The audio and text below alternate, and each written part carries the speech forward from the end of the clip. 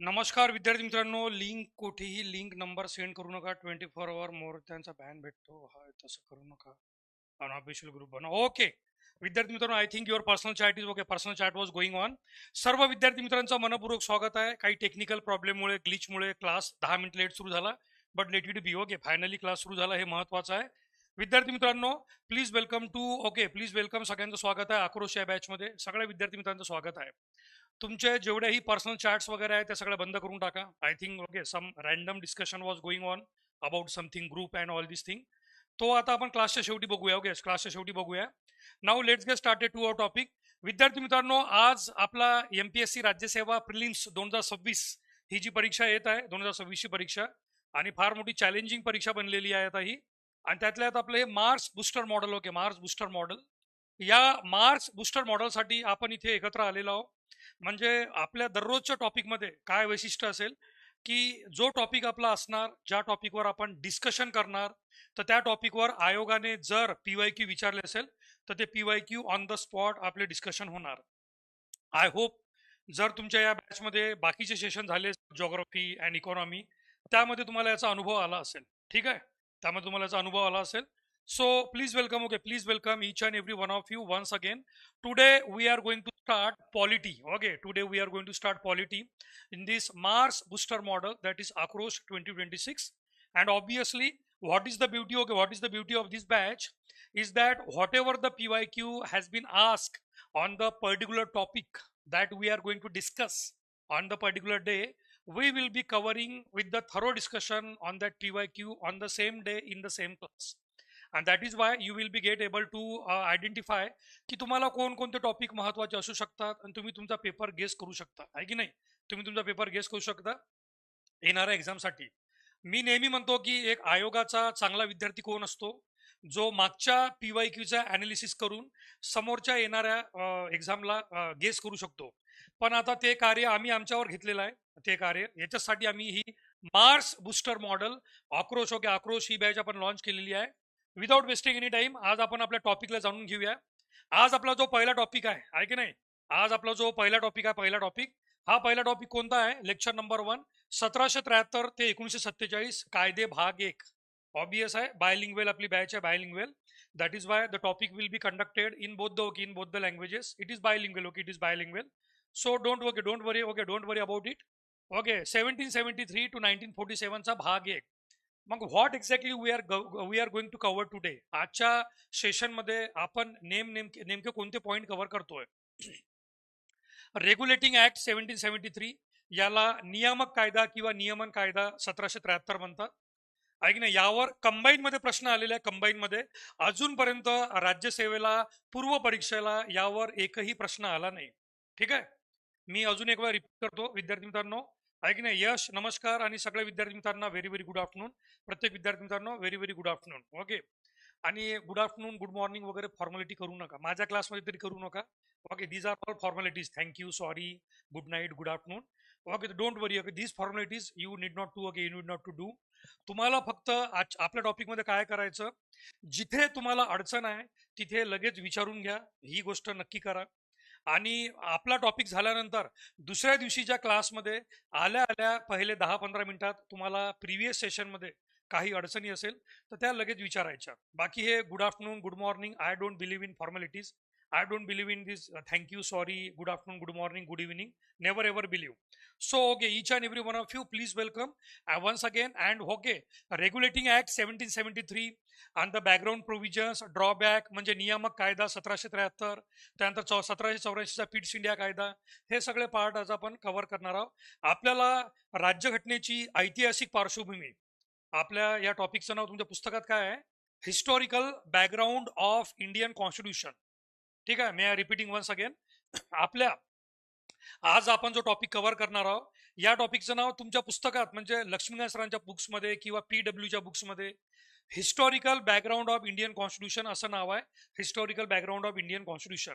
मराठीमध्ये राज्यघटनेची ऐतिहासिक पार्श्वभूमी. आणि याची सुरुवात या 1773च्या कायद्यापासून होतं. त्यामुळे 1773च्या कायद्यापासून तर 1947चा कायदा भाग 1, भाग 2, भाग 3 हे जे तुमच्या प्लॅनर मध्ये आहे, यामुळे कन्फ्यूज होऊ नका. ओके, कन्फ्यूज होऊ नका. हा topic historical background of Indian constitution, राज्यघटनेची ऐतिहासिक पार्श्वभूमी या नावाने देण्यात आलेला आहे. आता डायरेक्ट 1773च्या कायद्यावर जम्प करण्यापूर्वी 10-15 मिनिटं आपण इतिहासाचा भाग जाणून घेऊ. इतिहासाचा भाग हा भाग कॉमन आहे हिस्ट्रीमध्ये सुद्धा आणि पॉलिटीमध्ये सुद्धा. तर थोडासा आपण हिस्टॉरिकल बॅकग्राऊंड जो आहे तो जाणून घेऊया. आणि हिस्टॉरिकल बॅकग्राऊंड जाणून घेतल्यानंतर आपल्याला ब्रिटिशांनी पहिला कायदा 1773लाच का बनवला हे आपल्याला लक्षात येईल. अदरवाईज कधी कधी काय होतं की 1773चा कायदा आहे, 1773चा रेग्युलेटिंग कायदा आहे, किंवा त्याला मराठीमध्ये नियामक कायदा म्हणतात. तर क्युरियासिटी असते, क्युरियासिटी, उत्सुकता, की ब्रिटिशांनी आपल्या भारतामध्ये राज्य करण्याची सुरुवात प्रत्यक्षपणे म्हणजे व्यापार करण्याची सुरुवात 1608 पासून केली. 1608, 1608. आणि त्यांना पहिला कायदा बनवण्यासाठी जवळपास 150-200 वर्ष का लागली. हा पहिला प्रश्न आयोगाच्या विद्यार्थ्याच्या मनात आलाच पाहिजे. की Britishers came to India, they got permission from the queen. They got permission from the queen on 31st December 1600. 31 December 1600 ला ब्रिटिश ईस्ट इंडिया कंपनीला परवानगी भेटली की तुम्ही भारतामध्ये जा, आशिया खंडात, आणि व्यापार करा. परंतु व्यापार करायला आल्यानंतर त्यांना 1773, म्हणजे केवढा मोठा गॅप आहे तुम्ही इमॅजिन करा, केवढा मोठा गॅप आहे. जर आपण याच्यात बघणार की ब्रिटिशर्स केम इंडिया इन 1600, म्हणजे ऍक्च्युली ते 1608 मध्ये आले, 1608 मध्ये. आणि पहिला कायदा त्यांनी 1773 मध्ये बनवला, फर्स्ट ऍक्ट. तर हा एवढा मोठा गॅप का गेला. आणि ईस्ट इंडिया कंपनी असं नाव काय पडलं, या दोन गोष्टी आपण सुरुवातीला 10 ते 15 मिनिटात जाणून घेऊया. आणि नंतर आपण आपल्या मेन कोर्सवर येऊया. बट मेन कोर्सवर येण्याच्या पूर्वी थोडासा स्टार्टर. ऑब्वियस आहे, हॉटेलमध्ये जेवायला बसल्यानंतर मेन कोर्स यायच्या पहिले जी थोडीफार भूक असते आपली, थोडीफार चिडचिडी भूक, ती आपण मसाला पापड किंवा सूप किंवा काही ना काही घेऊन भागवतो. तसंच नका मसाला पापड किंवा सूप किंवा नागली पापड, म्हणजे थोडासा इतिहासाचा भाग जाणून घेऊया की why East India company is actually known as East India company, and why the Britishers were compelled to make the first act in India as a ruler in 1773. Everyone. तत्पूर्वी सुवर्णकांत सर पॉलिटी क्लास दररोज याच टायमिंगला होणार का? हो, एक वेळा batch मध्ये टायमिंग फिक्स झाले, त्यानंतर नका टायमिंग चेंज होत नाही.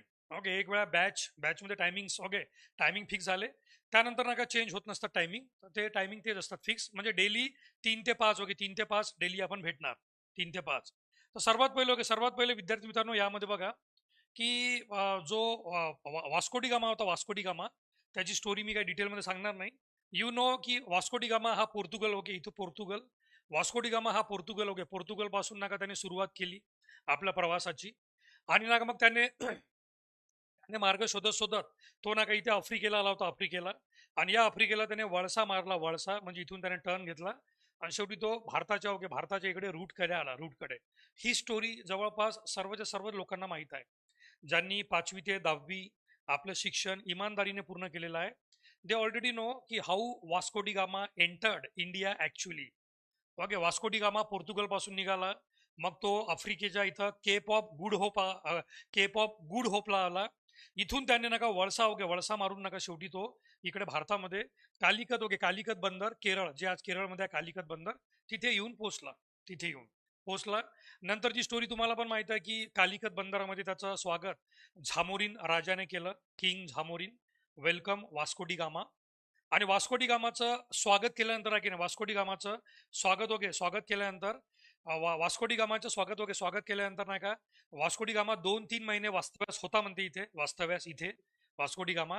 आणि परत जाताना मग त्याला जे मसाले, सोने, चांदी, हिरे, जवाहरात जे त्याला भरभरून देण्यात आलं, भारतीय संस्कृती अतिथी देवो भव याप्रमाणे, तर तो अक्षरशः भारावला की हे कसे लोक आहे. आणि हे म्हणजे त्यांना लुटण्याची सवय आहे की नाही, त्या युरोपियन लोकांना लुटण्याची सवय. मग पोर्तुगीज असेल, डच असेल, किंवा इंग्रज असेल, किंवा फ्रेंच असेल, whether Portuguese or Dutch or Britishers or French, they all have the habit of conquering the world. त्यांना लुटण्याची सवय. परंतु भारतामध्ये अतिथी देवो भव म्हणजे आपल्याला देण्याची सवय आहे की नाही. पाहुणा आला तर पाहुण्याच्या जहाजीमध्ये, वास्को डी गामाच्या जहाजीमध्ये माल, मसाले आणि हिरे, जवाहरात, सोनं, चांदी भरभरून दिलं. आणि तो परत नाही का गेला पोर्तुगलला. आणि ही न्यूज एखाद्या वाऱ्यासारखी जंगलातल्या वनव्यासारखी पसरली की भारत नावाचा एक देश आहे आशिया खंडामध्ये आणि त्याचा समुद्री मार्ग मी शोधलेला आहे आणि त्या समुद्री मार्गाने तुम्ही त्या देशात गेले तर तुम्हाला म्हणजे एक जन्म काय 7 जन्म 10 जन्मापर्यंत तुमच्या पिढ्यानपिढ्या पुरणार एवढा पैसा आहे, एवढा कच्चा माल आहे, एवढे सोनं चांदी आहे, एवढा हिरे जवाहरात आहे, अशी ती न्यूज पसरली. आणि मग लालसे पोटी पोर्तुगीज, डच, इंग्रज आणि फ्रेंच ज्यांचा आपल्या भारतामध्ये येण्याचा योग्य क्रम, ओके, आपल्या भारतामध्ये येण्याचा योग्य क्रम कोणता? पहिले पोर्तुगीज, मग डच, मग इंग्रज आणि फ्रेंच. हा इतिहासाचा भाग आहे, डोंट वरी. हा पॉलिटीमध्ये प्रश्न असे येत नाही, पण पॉलिटीमध्ये एंट्री करायच्या पहिले इतिहास जाणून घेणं आवश्यक आहे. आपल्या टॉपिकचंच नाव आहे हिस्टॉरिकल बॅकग्राऊंड. तर historical background of Indian constitution as I said and why the Britishers were forced or compelled to make a law that is 1773 regulating act in 1773, whereas the Britishers were working or they were okay rooting India, they were looting India from 600 from 16th century only 1600 only. तर हे पोर्तुगीज, Dutch, इंग्रज आणि French हा योग्य क्रम आहे भारतामध्ये येण्याचा. आता तुम्ही बघा, हा ही पोर्तुगीजची राजधानी आहे लिस्बन आणि अशा प्रकारे पोर्तुगीज, डच, इंग्रज, फ्रेंच आपल्या भारतात आले, ओके, योगायोगाने आले. तुम्ही जर मॅप बघितला, ओके, तुम्ही जर जगाचा मॅप बघितला या मागच्या मॅपवर बघा, आपला भारत, ओके, आपला भारत इथे आहे, India, okay, India that is Bharat इथे आहे, इंडिया दॅट इज भारत. आता जर आपण इथे पूर्व, पश्चिम, उत्तर, दक्षिण असा जर आपण हे डायग्रामॅटिक फॉर्म बघितला याचा, ठीक आहे, आपण समजा जगाच्या नकाशाप्रमाणे बघितला, आपण जगाच्या नकाशाप्रमाणे जर हे बघितलं आपण तर हे आहे की नाही.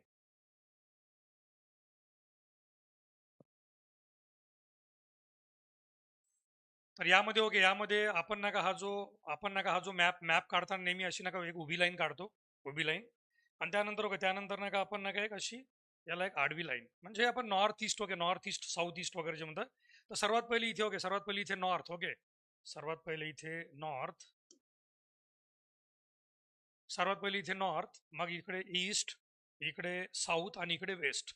हे जगाच्या मॅपवर आपण सिंपल, ओके, जगाच्या मॅपवर आपण सिंपल हे काढलेलं, सिंपल मॅप काढलेला आपण, आहे की नाही. सिंपल मॅप म्हणजे मॅपवर आपण सिंपल ॲरो काढले, ॲरो डिरेक्शन दाखवतं, डिरेक्शन.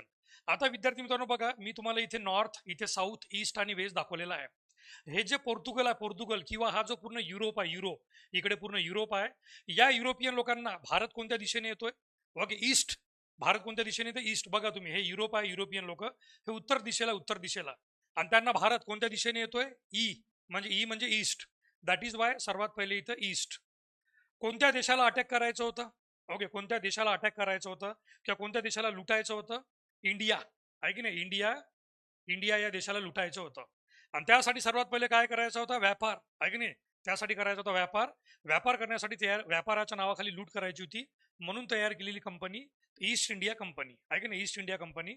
आणि ही जी ईस्ट इंडिया कंपनी आहे, ही ईस्ट इंडिया कंपनी 4 देशांची होती, म्हणजे Portuguese East India company, Dutch East India company, British East India company आणि फ्रेंच ईस्ट इंडिया कंपनी. अनेकांना असं वाटतं की ईस्ट इंडिया कंपनी म्हणजे फक्त ब्रिटिशांची होती का? ओके, अनेकांना असं वाटतं की ईस्ट इंडिया कंपनी म्हणजे फक्त आणि फक्त ब्रिटिशांची होती का? तर नाही. ओके, ईस्ट इंडिया कंपनी चौघांची होती, म्हणजे पोर्तुगीज लोकांची पण ईस्ट इंडिया कंपनी होती, डच ईस्ट इंडिया कंपनी सुद्धा होती, ब्रिटिश ईस्ट इंडिया कंपनी तर होती आणि फ्रेंच ईस्ट इंडिया कंपनी पण होती. त्यामागे logic, this is the map, okay, this is the map where India is located and the European nations they are also located.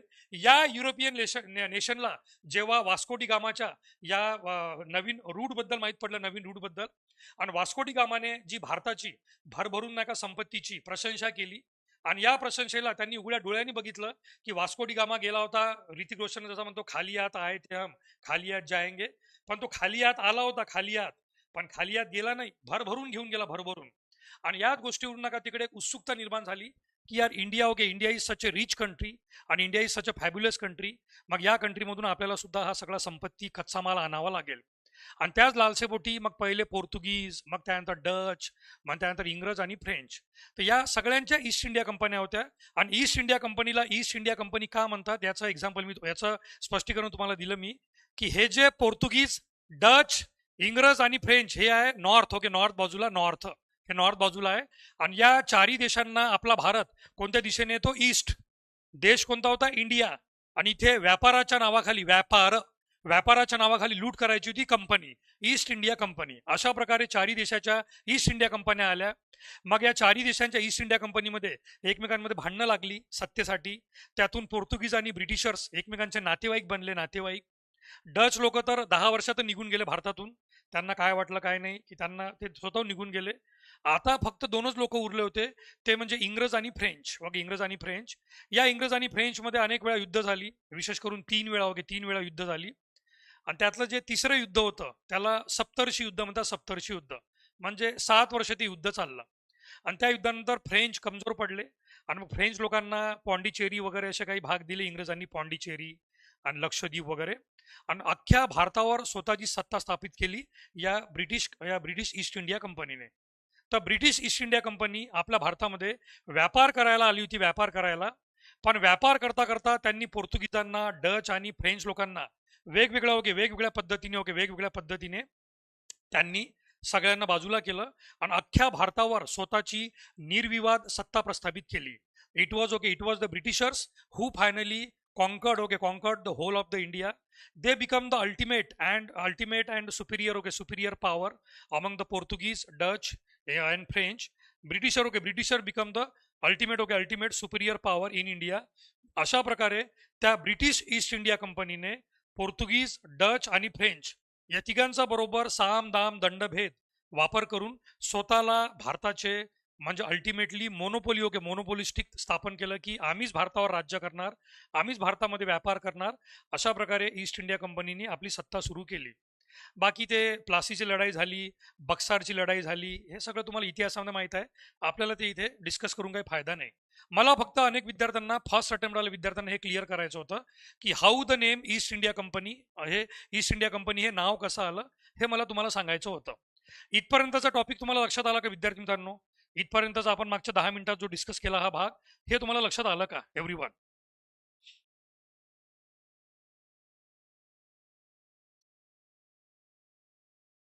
सगळं okay, सगळ्या विद्यार्थी मित्रांनो इथपर्यंत तुम्हाला हा सगळा पॉईंट म्हणजे आपण जेवढं डिस्कस केलं ते लक्षात आलं का? की हाऊ द पोर्तुगीज, डच, इंग्रज and French, this is the correct sequence to enter the India. And how the Britishers ultimately become the super power in India. Super power in India, how they captured. हा सुद्धा एक map आहे तुम्हाला लक्षात घेण्यासाठी की इकडून तो वास्को दी गामा या मार्गाने तो वास्को दी गामा आला, या मार्गाने वास्को दी गामा आला असा युरोपमधून. मग शेवटी त्याने आफ्रिकेला इथे ना का वळसा वगैरे मारला आणि अशा मार्गाने तो भारतामध्ये कालिकतपर्यंत पोहोचला, कालिकतपर्यंत. आणि त्यानंतर मग या मार्गामुळे आपला नेहमीसाठी आपला इतिहास बदलून गेला, नेहमीसाठी आपला इतिहास बदलला. आणि आपण जवळपास 300-400 वर्ष 300 वर्ष आपण गुलाम बनलो. लेट इट बी. मग आता ब्रिटिशांनी काय केलं याच्या मागे अजून एक थोडासा याच्यामध्ये इतिहास की विद्यार्थ्यांना पडलेला प्रश्न. In 1608 31 December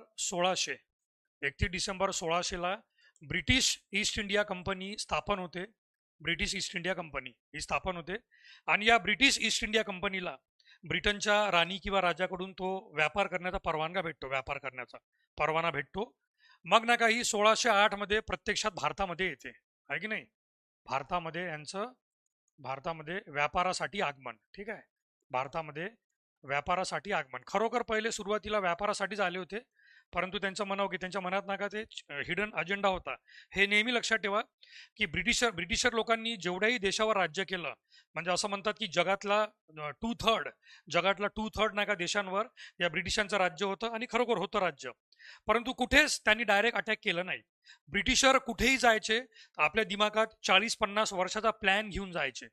always remember, britisher कुठेही जायचे ना, नेहमी आपल्या दिमागात 40-50 वर्षाचा प्लॅन घेऊन जायचे.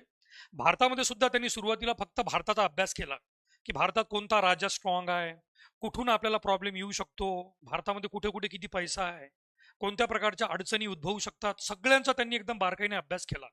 आणि मग नका त्यांनी लोहा गरम है मार दो हथोडा या प्रकारे आपली म्हणजे गेम त्यांनी रचला. परंतु आपल्याला तो इतिहासाचा भाग डिस्कस न करता एक लक्षात घ्या की 31 December 1600 British East India company स्थापन झाली.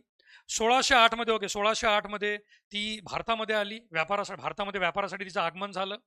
आणि यानंतर मग नका 1608 पासून व्यापार करताना 1773 मध्ये पहिला कायदा का बनला? पहिला कायदा म्हणजे एक लॉजिकल गोष्ट आहे की 1608 मध्ये व्यापार करायला आले आणि भारतावर राज्य करू लागले, पण त्यांना राज्य करताना कायदा बनवण्यासाठी 1773 का बघावा लागला?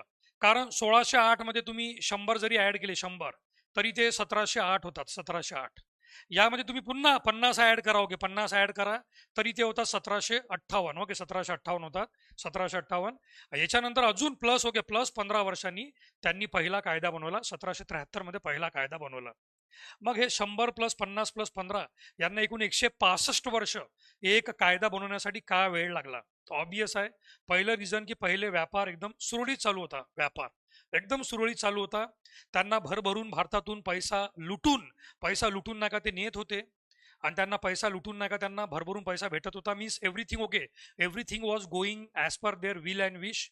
The Britishers were accumulating the wealth like anything. They have conquered India in the name, okay, under the name of business and trade, and finally they become the boss of India. ते भारताचे मालक बनले, हे तर खरं आहे. परंतु आता या काळात बघा 1700 ओके 1700 नाही का 1773च्या पूर्वी 1757 ओके 1757 मध्ये काय होतं? 1757 मध्ये आपल्या भारतात प्लासीची लढाई होते. प्लासीची लढाई, ठीक आहे. इथे प्लासीची लढाई होते. प्लासीची लढाई पहिला प्रश्न आहे की 1757 मध्येच प्लासीची लढाई का होते? याच्यासाठी तुम्हाला आपल्याला पुन्हा मागच्या मॅपमध्ये जावं लागेल. मागच्या मॅपमध्ये तुमच्यापैकी अनेकांना माहीत असेल, ओके ऑब्विसली, की युरोपियन लोकांची पहिले सत्ता या नॉर्थ अमेरिकेवर सुद्धा होती. नॉर्थ अमेरिका म्हणजे जो आज जगातला सर्वात मोठा सुपर पॉवर आहे, डोनाल्ड ट्रम्प यांच्या अध्यक्षतेखाली जो अमेरिका आहे, ज्याला नॉर्थ अमेरिका सुद्धा म्हणतात, USA. हा USA बनण्यापूर्वी North America it was also a colony. Okay it was also a colony. ही सुद्धा एक वसाहत होती. वसाहत कोणाची? याच ब्रिटिशर लोकांची वसाहत होती. ब्रिटिशर लोकांची वसाहत. पण या अमेरिकेने काय केलं की 1750 पासून इथे स्वातंत्र्याचे वारे वाहू लागले. स्वातंत्र्याचे वारे वाहू लागले आणि यांनी ब्रिटिशांना म्हटलं की आमच्या 13च्या 13ही वसाहती आम्ही एकत्रित येतोय आणि तुम्ही इथून चालते बना. ओके तुम्ही इथून चालते बना. आणि ब्रिटिशांना पण लक्षात आलं की अरे हो, हे एकदम म्हणजे क्लिअर आहे की ही अमेरिका आता एक वसाहत न राहता it is going to be an independent country. Okay हे एक स्वतंत्र देश बनणार आहे. आणि या स्वतंत्र देशाने आपल्याला दरवाजे बंद केलेले आहे. आपल्याला दरवाजे पूर्ण बंद केलेले आहे आणि म्हटलं आहे की तुम्ही चालते बना. इथेच या ब्रिटिशांना भीती निर्माण झाली की जर आता अमेरिकेसारखी वसाहत इथे सुद्धा त्यांना कापूस साखर भरपूर भेटायचा, ही वसाहत आपली नेहमीसाठी बंद झाली, आता नेहमीसाठी बंद झाली, तर मग नका ही जी आपली सर्वात मोठी वसाहत आहे भारत नावाची, हिने सुद्धा असंच केलं तर काय होईल? या भारताने सुद्धा असंच केलं तर काय होईल? त्यामुळे त्यांनी म्हणजे ते म्हणतात ना, दगडाला ठेच लागल्यानंतर नका पुढच्याला ठेच आणि मागचा शहाणा. तसं नका इथे नॉर्थ अमेरिका इथे या इंग्रजांना ठेच पडली आणि लगेच त्यांना शहाणपण सुचलं आणि त्यांनी नका भारताला आपल्याला पूर्णपणे कंट्रोल करण्यासाठी योगायोग बघा तुम्ही, योगायोग ओके की 1776 मध्ये अमेरिका 4 जुलैला स्वातंत्र्य घोषित करतो. ठीक आहे, 4 जुलै 1776 ला अमेरिका स्वातंत्र्य घोषित करतो आणि या इंग्रजांचा पहिला कायदा बरोबर 3 वर्ष अगोदर 1773 ला बनतो. 1773 ला याला तुम्ही योगायोग म्हणणार का विद्यार्थी मित्रांनो? Okay whether you called it as a coincidence at least as a student of polity, as a educator of polity and as a observer of history, I won't be agreeing with this point की 1773 मध्ये भारताचा पहिला कायदा बनतो आणि त्याच्या 3 वर्षानंतरच America स्वतंत्र बनतं. आणि तीच अमेरिका जी 1750 पासून स्वतःला स्वतंत्र घोषित करण्याच्या मार्गावर असते आणि ती ब्रिटिशांना म्हणते की आमच्या देशातून चालते व्हा. आणि बरोबर 1750 मध्ये हे अमेरिका म्हणते, 1750 मध्ये अमेरिका काय म्हणतं की अमेरिका क्या कहता था, है की नाही, अमेरिका कहता था की तुम हमारे देश से निकल जाओ. आणि या 1750 नंतरच बरोबर 1757 मध्येच प्लासीची लढाई होते. हा सुद्धा योगायोग आहे का? नाही. सगळं काही वेल प्लॅन होतं. वेल प्लॅन म्हणजे प्लॅनिंग नुसार घडलं की तिकडे अमेरिकेचे दरवाजे नेहमीसाठी बंद झाले. One of the biggest and rich colony of Britishers, that is USA. That time it was not USA, that time it was North America. That North America was completely shut down for Britishers and therefore the Britishers become apprehensive की whether the same thing is going to happen in India. भारतामध्ये सुद्धा असंच घडणार का? त्यामुळे भारतावर control घेण्यासाठी पहिले 1757 ची लढाई, मग 1764ची लढाई, आणि बरोबर 1764ची लढाई म्हणजे बक्सार. बक्सारच्या लढाईमध्ये त्यांनी स्वतःला भारताचे काय घोषित केले, राज्यकर्ते. हे वाक्य तुम्हाला इतिहासात माहित असेल की 1764 मध्ये बक्सारच्या लढाईनंतर त्यांनी स्वतःला भारताचे राज्यकर्ते घोषित केले. तोपर्यंत ते भारतात फक्त व्यापारी होते, व्यापारी. 1764 मध्ये बक्सारमध्ये स्वतःला राज्यकर्ते घोषित केल्यानंतर लगेच बरोबर 9 वर्षामध्ये त्यांनी पहिला कायदा बनवला, 1773चा रेग्युलेटिंग कायदा. आणि याच्याच नंतर 3 वर्षामध्ये तिकडे अमेरिका स्वतंत्र झाली. अमेरिका आपल्या हातातून निघून गेली आणि भारत आपल्या हातातून जाऊ नये म्हणून नका ही अशी सगळी सिक्वेन्स आहे. हा सुद्धा सेकंड पार्ट तुम्हाला लक्षात आला सगळ्या लोकांना? हा सेकंड पार्ट सगळ्यांना लक्षात आला का तुम्हाला? Everybody okay? Everybody got this? Okay, everybody got this? The second, okay, the second point, okay, second point म्हणजे second part, okay, second part actually की 1773 मध्येच कायदा का बनला हे तुम्हाला लक्षात आलं का?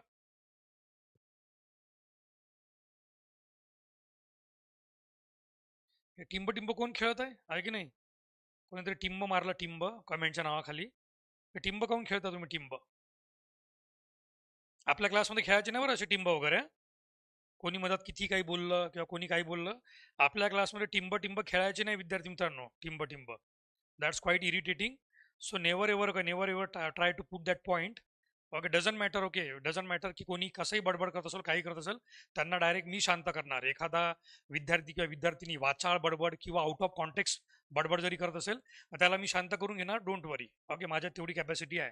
बट दॅट टिंब अँड पॉईंट, ओके, पॉईंट ठेवून, okay, please don't do in at least in my class. माझ्या क्लासमध्ये ते टिंबा टिंबाचा गेम करू नका. कमेंटच्या बॉक्समध्ये टिंब करू नका, टिंब. That is absolutely quite irritating. Okay, तर बहुत अच्छे से समझ में आ गया सर जी म्हणते. व्हेरी गुड, आहे की नाही? Very nice. नाऊ आता 1773च्या कायद्यावर आपण डायरेक्ट, ओके, 1700 कायद्यावर हे जे सर हे नोट्स मिळणार का? अरे ऑब्विसली डेली. ओके, दररोज तुमचा क्लास झाल्यानंतर तुम्हाला हे नोट्स उपलब्ध होणारच पीडीएफच्या स्वरूपात. डेली, ओके, डेली तुम्हाला नोट्स भेटणार. क्लासेस, ओके, क्लासेस झाल्यानंतर तुम्हाला ते नोट भेटणारच, आहे की नाही?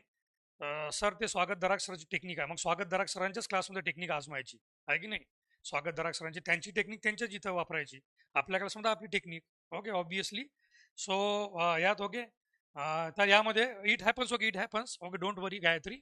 Okay, but I know, okay, I know there are many student ज्यांना असं सांगण्यात आलेलं आहे की क्लासमध्ये एखाद्या विद्यार्थ्यांनी इरिलिव्हंट क्वेश्चन केला की लगेच टिंब टिंब टिंब करायचं.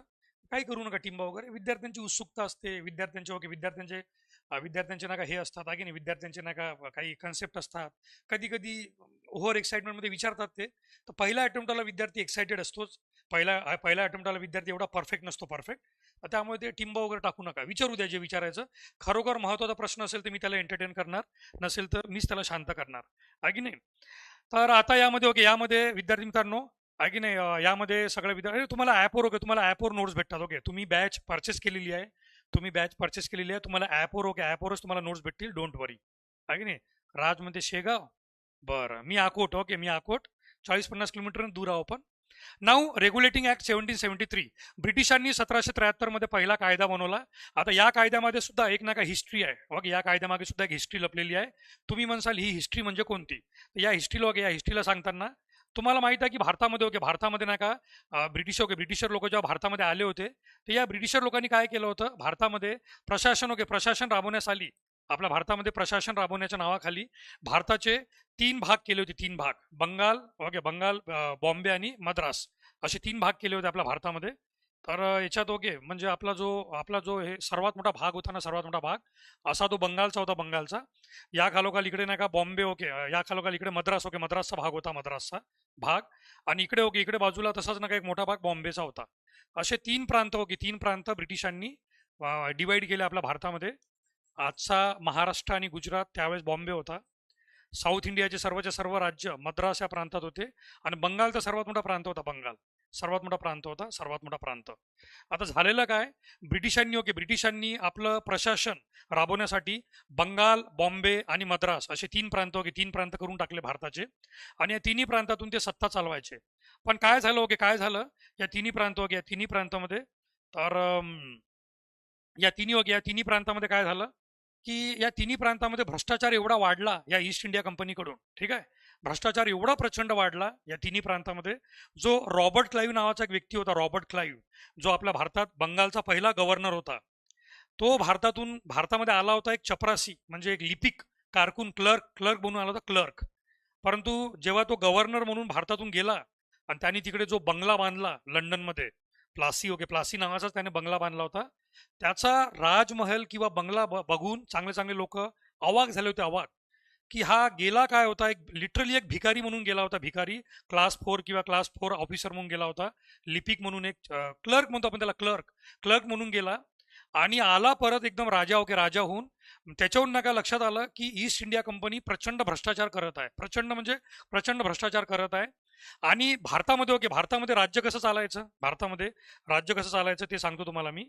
भारतामध्ये राज्य करण्याची पद्धत कशी होती या ब्रिटिशांची, like, okay, like this, okay. आता याच्यामध्ये तुम्हाला हे समजून सांगायचं म्हणजे इथे बघा, ओके, इथे बघा, सर्वात, ओके, सर्वात वर जे होते ना, सर्वात वर, यामध्ये सर्वात वर इथे ब्रिटिश पार्लमेंट, ओके, इथे ब्रिटिश पार्लमेंट म्हणजे ब्रिटिशची संसद, ब्रिटिशांची संसद, हीच खऱ्या अर्थाने पॉवरफुल, ओके, हीच खऱ्या अर्थाने नका पॉवरफुल, ही नाही का महत्वाची, ओके, ही सर्वात महत्वाची नका ताकदवर बॉडी होती ब्रिटिश संसद, हिच्याच इशाऱ्यावर नका सगळं काही चालायचं.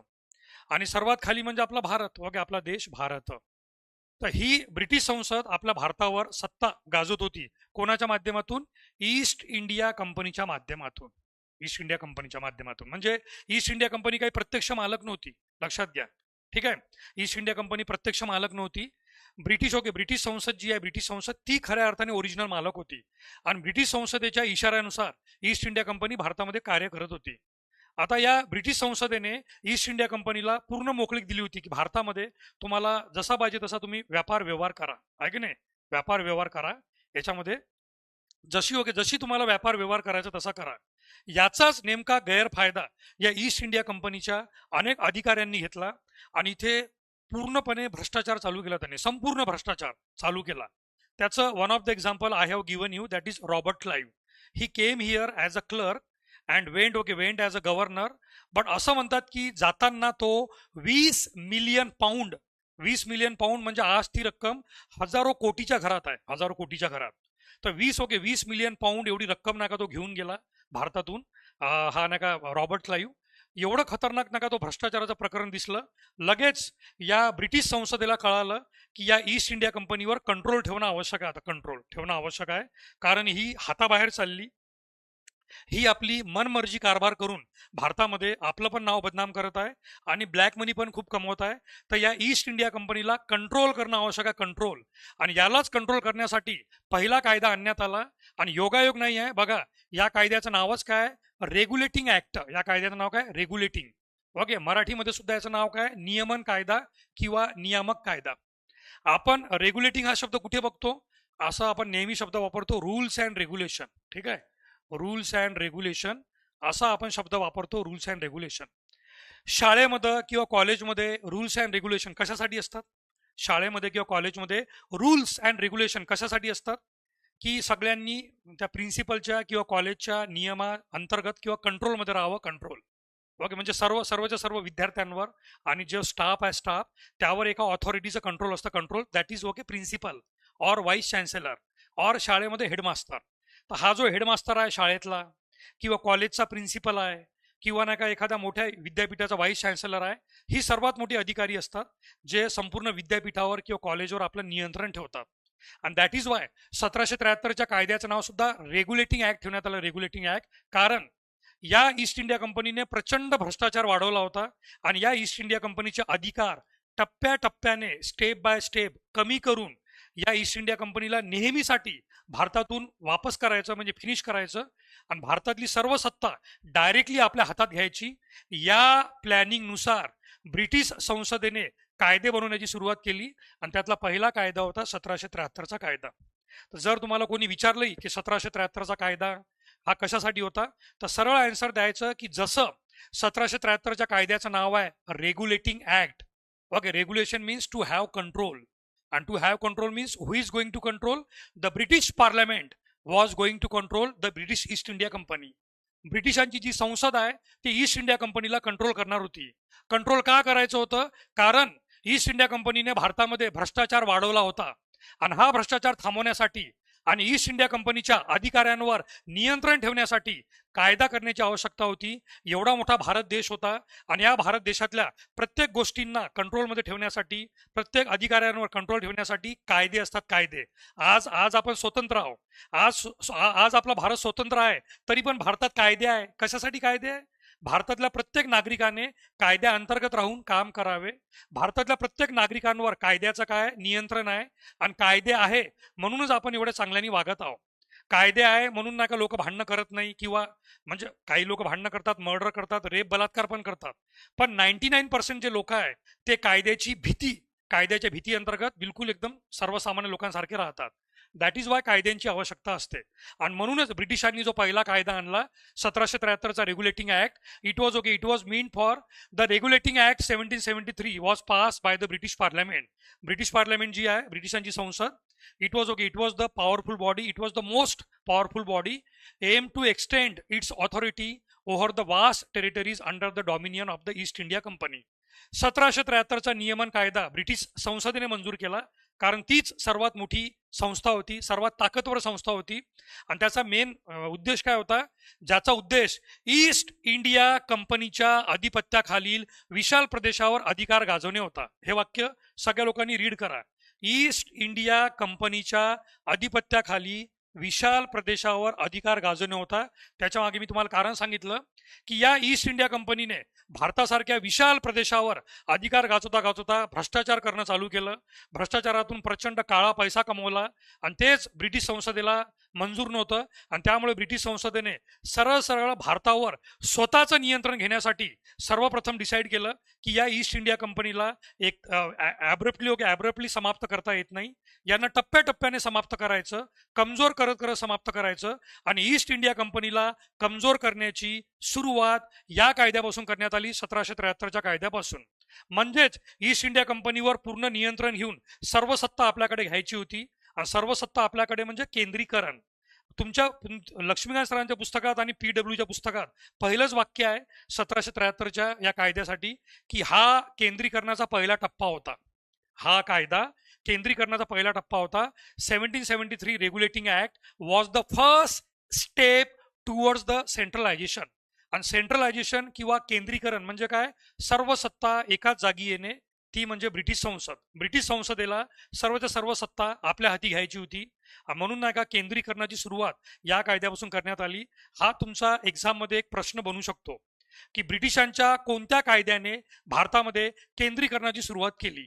Which act of British government in British India started the centralization, or it was considered as the first step towards centralization? तुमचं उत्तर असलं पाहिजे 1773चा रेग्युलेटिंग कायदा. या 1773च्या रेग्युलेटिंग कायद्याने ब्रिटिश ईस्ट इंडिया कंपनीच्या गैरव्यवस्थापनाला प्रतिसाद म्हणून हा कायदा अस्तित्वात आणला. बघा हे वाक्य, ब्रिटिश ईस्ट इंडिया कंपनीच्या गैरव्यवस्थापन म्हणजे वाढलेला भ्रष्टाचार, याला प्रतिसाद, याला रिस्पॉन्स म्हणून हा कायदा अस्तित्वात आला. कारण ईस्ट इंडिया कंपनीमुळे गंभीर आर्थिक संकट निर्माण झाले होते, ज्यामुळे कंपनीच्या कामकाजात सरकारी हस्तक्षेप करणं आवश्यक झाला होता. तर ऑब्वियस आहे, जेव्हा मुलं बाळ बिघडतात, आई वडील त्यांच्यावर कंट्रोल घेतातच. जेव्हा कंपनीमधले कर्मचारी फालतूपणा करतात तेव्हा बॉस त्यांच्यावर कंट्रोल घेतोच. जेव्हा टीम मधले प्लेयर बरोबर खेळत नाही तेव्हा कॅप्टन संपूर्ण टीमचा अधिकार आपल्याकडे घेतो. तसंच ना काही इथे ब्रिटिश पार्लमेंटने त्यांची सर्वात लाडकी आणि सर्वात भरोशाची जी कंपनी होती, ऐकणे, सर्वात भरोशाची जी कंपनी होती ती म्हणजे ईस्ट इंडिया कंपनी. या ईस्ट इंडिया कंपनीनेच भारतामध्ये भ्रष्टाचार करणं चालू केलं आणि त्यामुळे तिच्यावर कंट्रोल करण्यासाठी तिला रिस्पॉन्स म्हणून हा कायदा पास करण्यात आला. जर तुम्हाला उद्या कोणी पण असा प्रश्न विचारला की why the 1773 regulating act was passed, तर तुमची ही डायग्राम तुमच्या डोळ्यासमोर असली पाहिजे की जी ईस्ट इंडिया कंपनी भारतावर राज्य करत होती त्या ईस्ट इंडिया कंपनीचा वाढता भ्रष्टाचार आणि तिच्यावर कंट्रोल ठेवण्यासाठी नाव आहे रेग्युलेटिंग. आहे की नाही? कंट्रोल ठेवण्यासाठी नाव आहे रेग्युलेटिंग, ज्याला आपण मराठीमध्ये नियामक म्हणतो, नियामक कायदा. ईस्ट इंडिया कंपनीवर नियंत्रण घेण्यासाठी ब्रिटिशांनी हा कायदा पास केला. This act was passed in response to the company's mismanagement and financial problem. कंपनीचा गैरव्यवस्थापन, भ्रष्टाचार आणि कंपनीने तयार केलेली आर्थिक समस्या याला प्रतिसाद म्हणून हा कायदा मंजूर करण्यात आला. ठीक आहे. तर याच्यामध्ये ओके, याच्यात तुम्हाला ओके, तुम्हाला नका म्हणजे या पहिल्या 2 स्लाइडवर हाच प्रश्न तुमचा बनणार. आजपर्यंत राज्यसेवेने ओके, आजपर्यंत राज्यसेवेमध्ये 1773च्या कायद्यावर कधीच प्रश्न आला नाही. आजपर्यंत 1773च्या कायद्यावर ओके राज्यसेवेमध्ये प्रश्न आला नाही. परंतु आता आपण अभ्यास करतोय तर एक लाईकली टू बी चान्सेस तुम्हाला प्रश्न कसा येऊ शकतो, तर प्रश्न येऊ शकतो की ब्रिटिशांनी कोणत्या कायद्यापासून ईस्ट इंडिया कंपनीवर प्रत्यक्षपणे वर्चस्व नियंत्रण घेणं चालू केलं, किंवा ब्रिटिशांचा कोणता कायदा हा भारतामध्ये केंद्रीकरणाचा पहिला टप्पा मानण्यात येतो. Your answer should be 1773, 1773. Okay, 1773. मग 1773चा कायदा आणण्यामागे मेन कारण काय होतं, जे तुम्हाला सांगितलं मी, आहे की नाही. Allegation of corruption and nepotism were rampant against the company official. East India कंपनीच्या अधिकाऱ्यांवर भ्रष्टाचार आणि घराणेशाहीचे ओके घराणेशाहीचे आरोप मोठ्या प्रमाणात झाले होते. घराणेशाहीचे आरोप मोठ्या प्रमाणावर झाले होते. जर तुम्हाला ओके म्हणजे एक एक्झाम्पल तुम्हाला दाखवायचं, समजा तुम्हाला एक्झाम्पल जर दाखवायचा तर तुम्ही ओके जर एक्झाम्पल तुम्हाला दाखवायचे याच्यामध्ये, तर हे बघा, तुम्हाला गुगलवर सर्च करून दाखवतो. गुगलवर ईस्ट इंडिया कंपनीमधला भ्रष्टाचाराचा एक एक्झाम्पल, लॉर्ड ओके जो सांगितलं ना तुम्हाला मी, आपला Robert Clive. So Robert Clive okay, Robert Clive palace, Robert Clive palace Plassey in London, असं तुम्ही गुगलवर सर्च करा. गुगलवर सर्च करा Robert Clive palace okay palace याच्यामध्ये, आणि ती इमेज बघा. इमेज विद्यार्थी मित्रांनो हे बघा ओके, हा नाही का रॉबर्ट क्लाइव्ह आहे. रॉबर्ट क्लाइव्ह पहिले त्याचा बंगला दाखवून देतो. बंगला म्हणजे एक साधा ओके साधा क्लर्क म्हणतो ना आपण त्याला, साधा क्लर्क ओके, साधा क्लर्क ज्याला म्हणतो आपण साधा क्लर्क. तर तो जो क्लर्क होता क्लर्क, हा क्लर्क भारतामध्ये येतो कपबशी आणि चहा धुताना, चहा कपबशी आणि चहा वाटण्याचं काम त्याचं होतं क्लर्क म्हणून. परंतु इथे हेडिंग बघा, heading Robert Clive Indian loot stored in UK museum. Robert क्लाइव्हने जे भारतामध्ये लुटलं ते आता युकेच्या म्युझियममध्ये आहे. आणि हा त्याचा बंगला आहे विद्यार्थी मित्रांनो, हा त्याचा बंगला आहे, प्लासी नावाचा बंगला. हा बंगला जेव्हा त्याने बांधला होता त्या काळात, तेव्हाच लक्षात आलं लोकांना की हा साधा सुद्धा एक अधिकारी समोर जाऊन नका गव्हर्नर बनला, गव्हर्नर. तरी पण गव्हर्नर म्हणून पैसे कमवून किती कमवणार एखादा व्यक्ती, आहे की नाही. पैसे कमवता एखादा व्यक्ती किती पैसे कमवणार. तर याने एवढा भयंकर पैसा कमवला याने, की हा याचा बंगला होता, हा याचा बंगला ओके, एवढा खतरनाक बंगला होता याचा. हा बंगला पाहूनच लक्षात आलं की ईस्ट इंडिया कंपनी किती भ्रष्टाचारामध्ये बुडालेली आहे. आणि हा तो व्यक्तिमत्व होता, आहे की नाही. रॉबर्ट क्लाइव्ह नावाचा हा व्यक्ती होता. तो रॉबर्ट क्लाइव्ह नावाचा हा व्यक्ती ओके, हा व्यक्ती तुम्ही बघू शकता. Okay he was the person okay, he was the person Robert Clive, जो आपल्या भारतात पहिला गव्हर्नर बनला, बंगालचा गव्हर्नर. आणि त्यांनी एवढी मोठी लूट केली. तर लेट इट बी ओके. म्हणजे तुम्हाला फक्त हे जे वाक्य होतं, हे वाक्य मला तुम्हाला सांगायचं होतं की ईस्ट इंडिया कंपनीने भारतामध्ये किती लूट आणि किती भ्रष्टाचार, the dual form of administration instituted by Robert Clive, ज्याचा फोटो आता आपण बघितला, Robert Clive.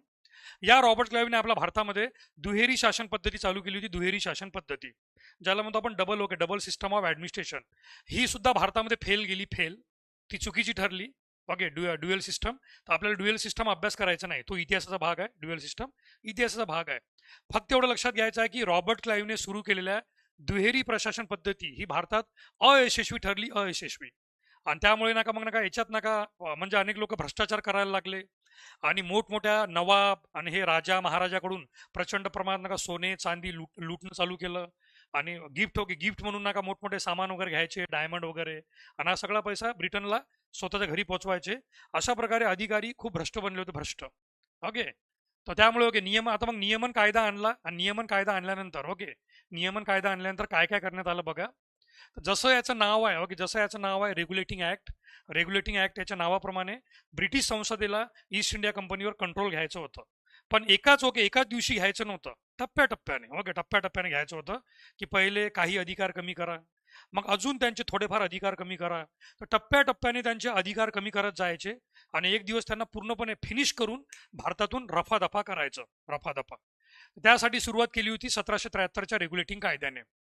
This act permitted the company to retain its territorial possession in India, but sought to regulate the activities and functioning of the company. म्हणजे in simple language, या कायद्याने जो East India Company होती, it was still the main ruling body in India, but now it has to take permission from British Parliament.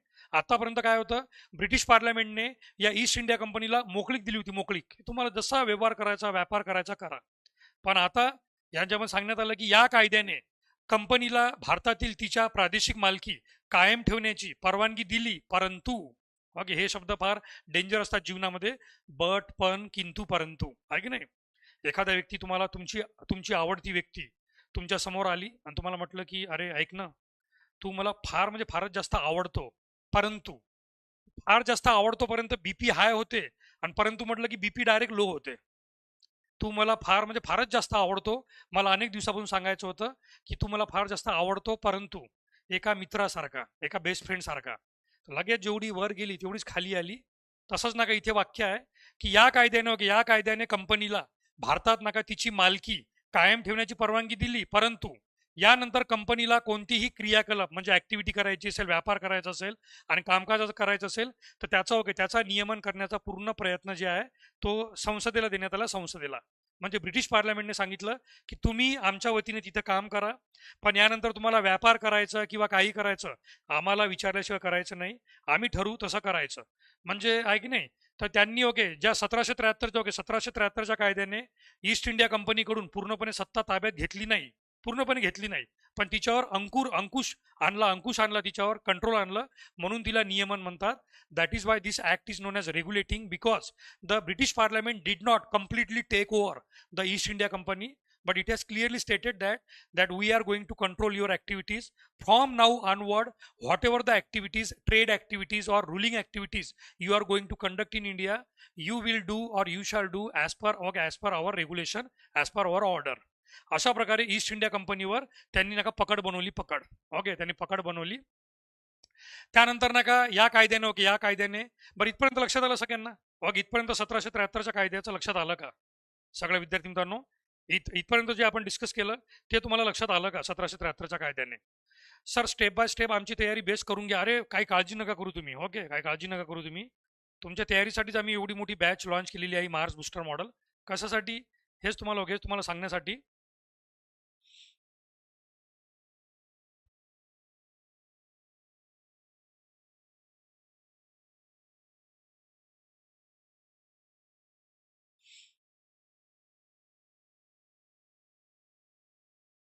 Okay,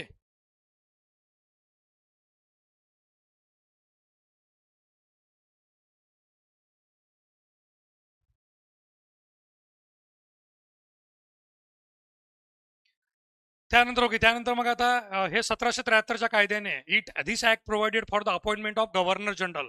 काय केलं की जी गव्हर्नरची जी post होती ना, पहिले बंगाल सर्वात मोठा प्रांत, ठीक आहे, भारतातला सर्वात मोठा प्रांत म्हणजे बंगाल, आणि त्या बंगालचा सर्वात मोठा अधिकारी म्हणजे गव्हर्नर. परंतु आता गव्हर्नर या पदाला मोठं केलं गव्हर्नर जनरल, ठीक आहे.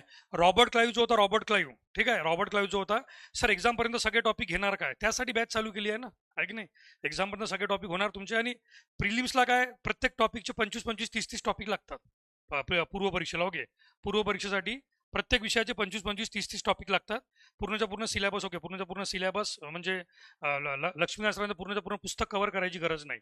15 प्रश्न येतात पॉलिटीवर, 15 प्रश्न, कोणत्याही 15 टॉपिक मधून 15 प्रश्न, तर 15 टॉपिक प्लस ऍडिशन मध्ये 10 टॉपिक, 25 टॉपिक सफिशियंट आहे. पॉलिटीचे 25 टॉपिक करून जा आणि त्यातून तुम्हाला 15 प्रश्न येतील. आणि ज्या प्रकारे क्वेश्चन पेपर येत आहे पॉलिटीमध्ये, तर सध्या आयोग पॉलिटीवर फुल मेहरबान आहे. म्हणजे पोलीस भरतीला सुद्धा एवढे सोपी प्रश्न येत नाही जेवढे राज्यसेवेला आणि कंबाईनला सोपे प्रश्न येत आहे सध्या, ठीक आहे. तर सर 1773 दरम्यान इंडियन लीडर कोणी फोकसमध्ये होतं का? नाही. 1773 दरम्यान 1885 नंतरच सगळे फोकसमध्ये येणार. 1885 मध्ये काँग्रेसची स्थापना झाली आणि त्यानंतरच मग सगळे लीडर फोकसमध्ये येणार. त्यापूर्वी जे काही होते भारतामध्ये ते आध्यात्मिक गुरु वगैरे, पण त्यांचं ब्रिटिशांशी काही घेणदेण नव्हतं. राजा राम मोहन राय वगैरे सारखे लोक याच्यानंतर एंट्री करतील, बट 1773 पर्यंत तर भारतामध्ये असं कोणी नव्हतं की खूप मोठा लीडर वगैरे कोण. आपण पूर्णपणे 100% गुलाम होतो, आपण 100% गुलाम. So this act provided for the appointment of governor general. या कायद्याने गव्हर्नर या पदाला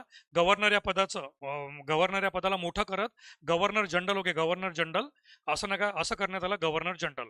तर नवीन पद तयार करण्यात आलं गव्हर्नर जनरल. अशा प्रकारे भारतातला जो पहिला गव्हर्नर जनरल बनला तो म्हणजे वॉरन हेस्टिंग्स. तर Warren Hastings was appointed as the first governor general of the new presidency at Bengal. यानुसार वॉरेन हेस्टिंग याच्याकडे फोर्ट विल्यम म्हणजेच बंगाल, फोर्ट विल्यम म्हणजे बंगाल, बंगाल प्रेसिडेन्सीचा गव्हर्नर जनरल म्हणून नियुक्त करण्यात आला. आता मला मला वाटत नाही की असा प्रश्न येईल की भारतामध्ये पहिला गव्हर्नर जनरल कोण होता. हा इतिहासात प्रश्न जाऊ शकतो, इतिहासात, पण पॉलिटीमध्ये हा प्रश्न येणार नाही की भारतामध्ये पहिला गव्हर्नर जनरल कोण होता बंगालचा. बंगालचा पहिला गव्हर्नर जनरल तर वॉरन हेस्टिंग्स, असा प्रश्न तर येणार नाही. रॉबर्ट क्लाइव्ह बंगालचा गव्हर्नर, वॉरन हेस्टिंग्स बंगालचा गव्हर्नर जनरल आणि विल्यम बेंटिक भारताचा गव्हर्नर जनरल पहिला, आणि पहिला व्हॉइस रॉय मग भारताचा तो म्हणजे Lord Canning. Okay, Lord Canning. पण हे प्रश्न येणं शक्यच नाही, दूरपर्यंत शक्य नाही. 1773च्या कायद्याने बंगाल, ओके, बंगाल सर्वात मोठा प्रांत असल्यामुळे बंगाल या प्रांतातल्याच गव्हर्नरला गव्हर्नर जनरल बनवलं. या गव्हर्नर जनरलच्या मदतीसाठी 4 लोकांची एक कार्यकारी कौन्सिल देण्यात आली, कार्यकारी कौन्सिल. आणि तुम्हाला म्हटल्याप्रमाणे 1773चा कायदा काय होता, सेंट्रलायझेशन, केंद्रीकरण. ओके, 1773चा जो कायदा होता कशासाठी प्रसिद्ध होता, सेंट्रलायझेशन, म्हणजे संपूर्ण अधिकार एकाच व्यक्तीकडे किंवा एकाच संस्थेकडे द्यायचे होते. याला म्हणतात केंद्रीकरण. केंद्रीकरण या शब्दाचा अर्थ काय होतो, केंद्रीकरण या शब्दाचा अर्थ, आणि इन इंग्लिश सेंट्रलायझेशन, सर्वच्या सर्व सत्ता, संपूर्ण भारतातली सत्ता एकाच व्यक्तीच्या हाती किंवा एकाच संस्थेच्या हाती. तर भारतातला सर्वात मोठा प्रांत बंगाल, बंगालचा सर्वात मोठा अधिकारी गव्हर्नर जनरल वॉरन हेस्टिंग्स, या वॉरन हेस्टिंग्सच्या हाती सर्व सत्ता देण्यात आली. आणि मद्रास, ओके, मद्रास आणि मुंबई जे उर्वरित 2 प्रांत होते, उर्वरित 2 प्रांत मद्रास आणि मुंबई, या मद्रास आणि मुंबईमध्ये जे गव्हर्नर होते, गव्हर्नर यांना बंगालच्या गव्हर्नर जनरलच्या नियंत्रणाखाली आणण्यात आले. म्हणजे शब्दच आहे नियंत्रण, नियंत्रण. आणि या कायद्याचं नावच काय, रेग्युलेटिंग ऍक्ट. रेग्युलेटिंग म्हणजे नियंत्रण करणे, रेग्युलेटिंग करणे म्हणजे काय करणे, नियंत्रण करणे, नियंत्रण. तर 1773च्या कायद्याने सर्वच्या सर्व अधिकार बंगालचा गव्हर्नर जनरल वॉरन हेस्टिंग्स याला देण्यात आले. आणि मद्रास आणि मुंबई येथील काउन्सिल मधला जो गव्हर्नर होता त्या दोघा गव्हर्नरला बंगालच्या गव्हर्नर जनरलच्या नियंत्रणाखाली आणण्यात आले. म्हणजे त्यांना सांगण्यात आलं की यानंतर बॉम्बे, त्यावेळेचा बॉम्बे म्हणजे मुंबई प्रांत आणि मद्रास प्रांत, यामध्ये कोणताही कायदा किंवा नियम बनवायचा असेल तर पहिले गव्हर्नर जनरल म्हणजे बंगालचा, ओके, बंगालचा गव्हर्नर जनरल त्याची परवानगी घ्यायची. त्याने परवानगी दिली तरच बॉम्बे प्रांतात किंवा मद्रास प्रांतामध्ये कायदा बनणार किंवा नियम बनणार, अन्यथा नाही. म्हणजे सर्वच्या सर्व सत्ता भारतातली कोणाकडे चालली गेली होती, governor general of Bengal Warren Hastings याच्या हाती सर्व सत्ता चालली गेली होती. आणि नका a supreme court of judicature was establish at Calcutta. हा ॲज बीज, ओके, हा ॲज बीज प्रश्न कशामध्ये आला, कंबाईन मध्ये आला, कंबाईन. आपला क्लास, ओके, आपला क्लास राज्यसेवेचा, राज्यसेवेचा. आणि तुम्हाला म्हटल्याप्रमाणे राज्यसेवेचे जे ज्या टॉपिकवर प्रश्न विचारले असतील त्या टॉपिकवर आपण लगेच MCQ घेणार, PYQ घेणार, PYQ आयोगाने विचारलेले. आणि ते PYQ का आला होता, त्याचं उत्तर कसं शोधायचं, तिथे तुम्हाला 50-50 वापरता येतं का, इलिमिनेशन मेथड आहे की नाही, इलिमिनेशन मेथड वापरता येतं का, किंवा इतरही गोष्टी, या सगळ्या आपण डिस्कस करणार. पण अनफॉर्च्युनेटली आजचा जो आपला टॉपिक आहे 1773चा कायदा, 1784चा कायदा, यावर आयोगाने आजपर्यंत एकही प्रश्न विचारले नाही. प्रश्न कशावर येतात, 1919चा कायदा, 1935चा कायदा, 1909चा कायदा, अन्य किंवा चार्टर, ओके, चार्टर कायदे 1813, 1833चे चार्टर कायदे, यांच्यावर, ओके, यांच्यावर नाही का, यांच्यावर तुम्हाला प्रश्न, ओके, यांच्यावर तुम्हाला प्रश्न येतात, यावर तुम्हाला प्रश्न येतात. अदरवाईज 1773, 1784 या कायद्यांवर आजपर्यंत राज्यसेवेला प्रश्न आला नाही. पण हे जे वाक्य आहे, कलकत्ता येथे सर्वोच्च न्यायालयाची स्थापना या कायद्याअंतर्गत करण्यात आली 1774 मध्ये, बरोबर 1774 मध्ये या कलकत्ता येथे सर्वोच्च न्यायालयाची स्थापना करण्यात आली. कायदा 1773चा, ओके, कायदा 1773चा, पण त्या अंतर्गत 1774 मध्ये कलकत्ता येथे सर्वोच्च न्यायालयाची स्थापना करण्यात आली. आता अनेक विद्यार्थ्यांना वाटतं की हे कलकत्ता येथील जे सर्वोच्च न्यायालय आहे हे आज आपल्या भारतातलं जे सर्वोच्च न्यायालय आहे तेच आहे का, ते चुकीचं आहे. ठीक आहे, आज आपल्या भारतामध्ये जे सर्वोच्च न्यायालय आहे ते ब्रिटिशांनी 1935 मध्ये आणलं होतं, 1935 मध्ये आणलं होतं आहे की नाही, 1935, ओके, 1935 मध्ये आणलं होतं, 1935 मध्ये. हा जो सुप्रीम कोर्ट आहे हे सुप्रीम कोर्ट फक्त आणि फक्त कलकत्त्यापुरती होतं, कलकत्त्यापुरती, म्हणजे बंगाल, ओके, बंगाल प्रांतापुरती होतं. आणि यांचं काम काय होतं की ब्रिटिश अधिकाऱ्यांवर लक्ष ठेवणे, ओके, ब्रिटिश अधिकाऱ्यांवर लक्ष ठेवणे. याच्यामध्ये कलकत्ता, ओके, कलकत्ता येथे सर्वोच्च न्यायालयाची स्थापना करण्यात आली. आणि सर एलिझा इम्पे हे त्याचे नका पहिले चीफ जस्टिस बनले. न्यायाधीश इंग्लंडमधून येणार होते. ब्रिटिश प्रजेवर त्यांचे दिवाणी आणि फौजदारी अधिकार क्षेत्र होते, भारतीय मूळ रहिवाशांवर नाही. हे वाक्य बघा, ओके, वाक्य बघा तुम्ही. हे जे वाक्य यांनी म्हटलेलं आहे इथं याच्यामध्ये की या सुप्रीम कोर्टचा या सुप्रीम कोर्टचा अधिकार भारतीय नागरिकांवर नव्हता, ओके, भारतीय नागरिकांवर नव्हता.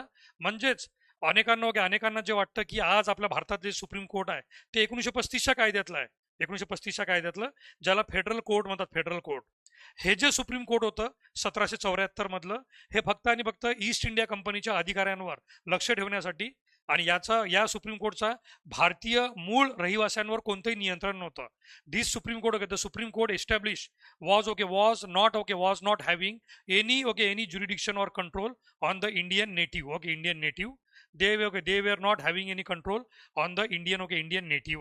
They were not having any control on the Indian native. अशा प्रकारे 1773चा हा पहिला कायदा आला आणि तो पहिला कायदा आपला इथे शिकवून संपला. तुम्हाला सांगा विद्यार्थी मित्रांनो, काही डाऊट आहे, काही क्वेश्चन आहे, काही प्रश्न आहे, काही असेल छोटी मोठी गोष्ट सांगण्याचा प्रयत्न करा. अदरवाईज आपण समोरचा कायदा बघूया, पिट्स इंडिया कायदा, ओके, पिट्स इंडिया कायदा. पण तुम्हाला काही अडचण वगैरे असेल तर सांगण्याचा प्रयत्न करा.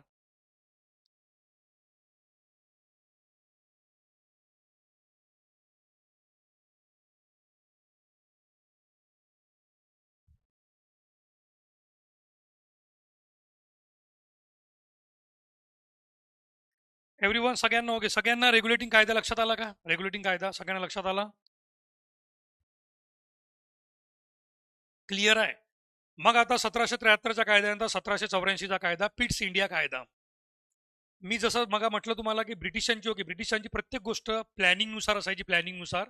तर त्यांनी जे कायद्यांना नाव दिले, ओके, त्यांनी जे कायद्यांना नाव दिले ते सुद्धा, ओके, ते सुद्धा काही असे अचानक भयानक नव्हते, ओके. त्यांनी जे कायद्यांना नाव दिले ना, कायद्यांना, ते सुद्धा अचानक भयानक नव्हते. कायद्यांना नाव दिले. आता जसं हा कायदा आहे Pitt's India, okay, Pitt's India कायदा. सर एकदा 1774चं सांगा ना. 1773च्या कायद्याअंतर्गत 1774 म्हणजे जे वर्ष, जसं आज 2026 आहे तसं 1774ला त्यांनी, ओके, त्यांनी नाही का एक सुप्रीम कोर्ट स्थापन केलं. सुप्रीम कोर्ट आहे की नाही, सुप्रीम कोर्ट स्थापन केलं त्यांनी, सुप्रीम कोर्ट स्थापन केलं. या सुप्रीम कोर्टचं, ओके, या सुप्रीम कोर्टचं एकच मुख्य कर्तव्य होतं, ते म्हणजे ईस्ट इंडिया कंपनीवर नियंत्रण ठेवणं. कारण ईस्ट इंडिया कंपनी भ्रष्टाचार बनली होती, ईस्ट इंडिया कंपनीचे अधिकारी भ्रष्टाचार करत होते. त्यामुळे ईस्ट इंडिया कंपनीवर संपूर्ण भारत चालवण्याची जबाबदारी होती. मग ज्या ईस्ट इंडिया कंपनीवर संपूर्ण भारताचा प्रशासनाची जबाबदारी होती, प्रशासनाची, आणि तीच ईस्ट इंडिया कंपनी आणि त्याचे अधिकारी अत्यंत हे बनले होते, भ्रष्टाचारी.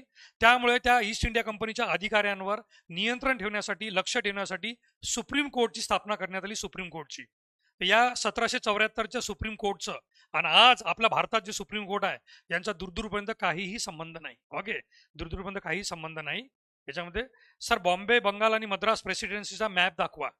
तो मॅप तसा तुम्हाला इथं पण पाहायला भेटतो याच्यामध्ये, गुगलवर. आज विद्यार्थ्यांनी हे पण शिकून घ्या क्लासमध्ये की गुगल आणि चॅट जीपीटीचा वापर जास्तीत जास्त करा, फायदा पडतो, ओके, फायदा पडतो याच्यामध्ये. जसं तुम्ही आता गुगलमध्ये गेले, प्रत्येकाच्या मोबाईलमध्ये गुगल असतं, तर गुगलमध्ये आपण नका जाऊन नका हे टाईप केलं, ओके, टाईप केलं बंगाल, बॉम्बे अँड मद्रास प्रेसिडेन्सी असं आपण टाईप केलं आहे की नाही, तर मग नका हे टाईप केल्यानंतर आपल्याला असे रिझल्ट भेटतात, रिझल्ट.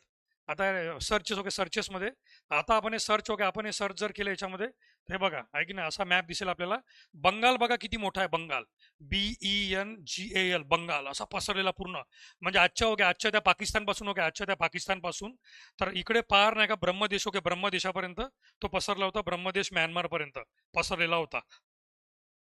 या खालोखाल बॉम्बे बघा, बॉम्बे इथे नाव देऊ ना, BOMBAY, म्हणजे आजचा नाही का बलुचिस्तान जो आहे, बलुचिस्तान, सिंध प्रांत, या सिंध प्रांतापासून होता बॉम्बे. तर थेट नका या साऊथ इंडिया गोवापर्यंत होता, गोवापर्यंत बॉम्बे.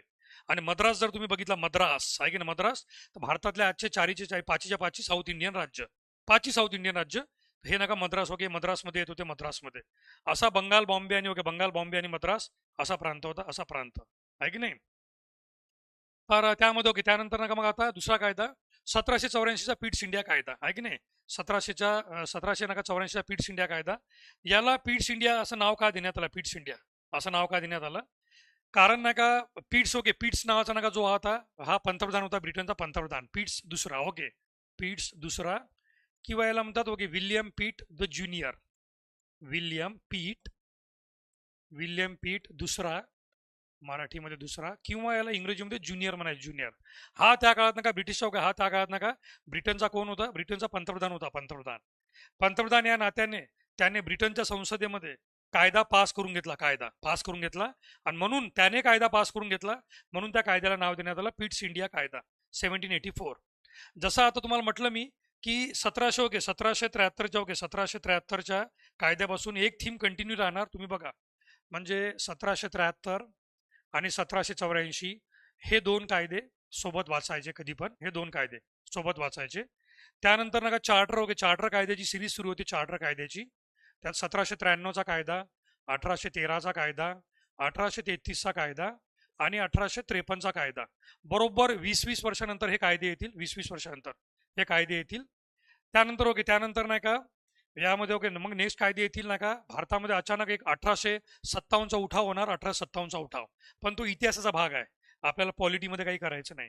1857चा उठाव होणार, त्यानंतर 1858चा कायदा येणार, आणि याच 1858च्या कायद्यानंतर 1861चा एक कायदा येईल, आणि त्यानंतर 1892चा एक कायदा येईल, 1892. असे 3 कायदे येतील. आणि मग त्यानंतर परीक्षेसाठी सर्वात जास्त महत्वाचे असणारे ते म्हणजे 1909चा कायदा, 1919चा कायदा, 1935चा कायदा आणि 1947चा कायदा. यापैकी 47चा कायदा हा सुद्धा परीक्षेच्या दृष्टीने झिरो आहे, परीक्षेच्या दृष्टीने झिरो आहे. सर्वात जास्त प्रश्न या 3 याच्यावर विचारतात. 1909 Morley Minto act, 1919 Montagu Chelmsford act, 1935 government of India act. पण अभ्यास करताना सुद्धा तुम्हाला कसं लक्षात ठेवायचं, 1773 आणि 1784 हे एका ग्रुपमध्ये आहे, 1773 आणि 1784. तर या 1773, 1784, त्यानंतर 1793, 1813 आणि 1833 इथपर्यंत, 1833 पर्यंत एक थीम कॉमन राहणार. ती म्हणजे 1773च्या नियामक कायदा म्हणजे रेग्युलेटिंग ऍक्ट पासून 1833चा चार्टर कायदा. केंद्रीकरण जे आहे ना, केंद्रीकरण हे वाढत जाणार. ओके, केंद्रीकरण हे वाढत जाणार. म्हणजे ब्रिटिश जी संसद आहे, ब्रिटिश संसद दिवसेंदिवस प्रत्येक कायद्यासोबत ईस्ट इंडिया कंपनीला कमकुवत करणार, ईस्ट इंडिया कंपनीला कमजोर. आणि 1833 मध्ये ईस्ट इंडिया कंपनीचं पूर्ण अस्तित्व व्यापारी कंपनी आणि राजकीय कंपनी दोन्ही म्हणून समाप्त होणार. त्यामुळे 1773 पासून केंद्रीकरण सुरू होणार, तर ते केंद्रीकरण 1833 पर्यंत चालणार. म्हणजे केंद्रीकरण हे वाढतच जाणार. याचाच अर्थ east India company step by step कमकुवत होत जाणार. म्हणजे तिला कमकुवत मुद्दामून करणार, कमकुवत किंवा कमजोर होत जाणार, कमकुवत होणार. East India company step by step कमकुवत होणार. तर या 2 थीम तुम्हाला लक्षात ठेवायच्या आहे. ठीक आहे सगळ्या विद्यार्थी मित्रांनो, मी बाजूला होतो, बघून घ्या. 1773 पासून तर 1833चा चार्टर कायद्यापर्यंत तुम्हाला काय लक्षात ठेवायचं आहे, केंद्रीकरण वाढत जाणार. याचाच अर्थ काय होतो, ईस्ट इंडिया कंपनी प्रत्येक कायद्यामध्ये ईस्ट इंडिया कंपनी टप्प्याटप्प्याने कमकुवत होणार. आणि त्याचा नका तुम्हाला हे दिसणार, त्याचं इथे दिसणार तुम्हाला सेकंड 1784च्या कायद्यामध्ये तुम्हाला हे पाहायला भेटणार. तर सर्वात पहिले 1784चा जो कायदा आहे, which is named after the British prime minister William पीट द यंगर. विल्यम पीट द यंगर किंवा विल्यम पीट दुसरा. It establish the dual system of control. यांनी काय केलं, हा जो कायदा होता ईस्ट इंडिया पिट्स इंडिया कायदा, या पिट्स इंडिया कायद्याने सर्वात पहिले काय केलं, भारतामध्ये दुहेरी नियंत्रण आणलं. हे दुहेरी नियंत्रण म्हणजे काय सांगतो तुम्हाला, की ईस्ट इंडिया कंपनीला कसं कमजोर करण्यात आलं.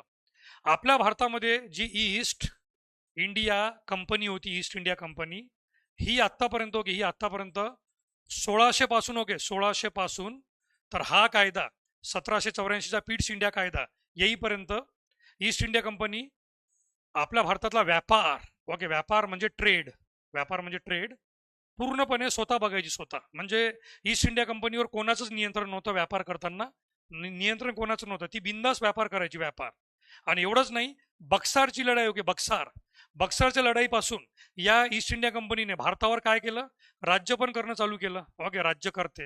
राज्यकर्ते पण बनले ते, राज्यकर्ते म्हणजे रूल. आपल्या देशावर राज्य पण कोण करायची, ईस्ट इंडिया कंपनी. आता मात्र हा जो 1784चा जो पिट्स इंडिया कायदा आहे, यांनी आपण डिस्कस केल्याप्रमाणे ईस्ट इंडिया कंपनीला कमकुवत करायचं होतं. ईस्ट इंडिया कंपनीला कमकुवत करायचं होतं. तर या कायद्याने काय केलं, 1784च्या ईस्ट इंडिया कायद्याने हे जे राज्यकर्ते होते, राज्यकर्त्याचे जे कार्य हे ईस्ट इंडिया कंपनीकडून काढून घेण्यात आले.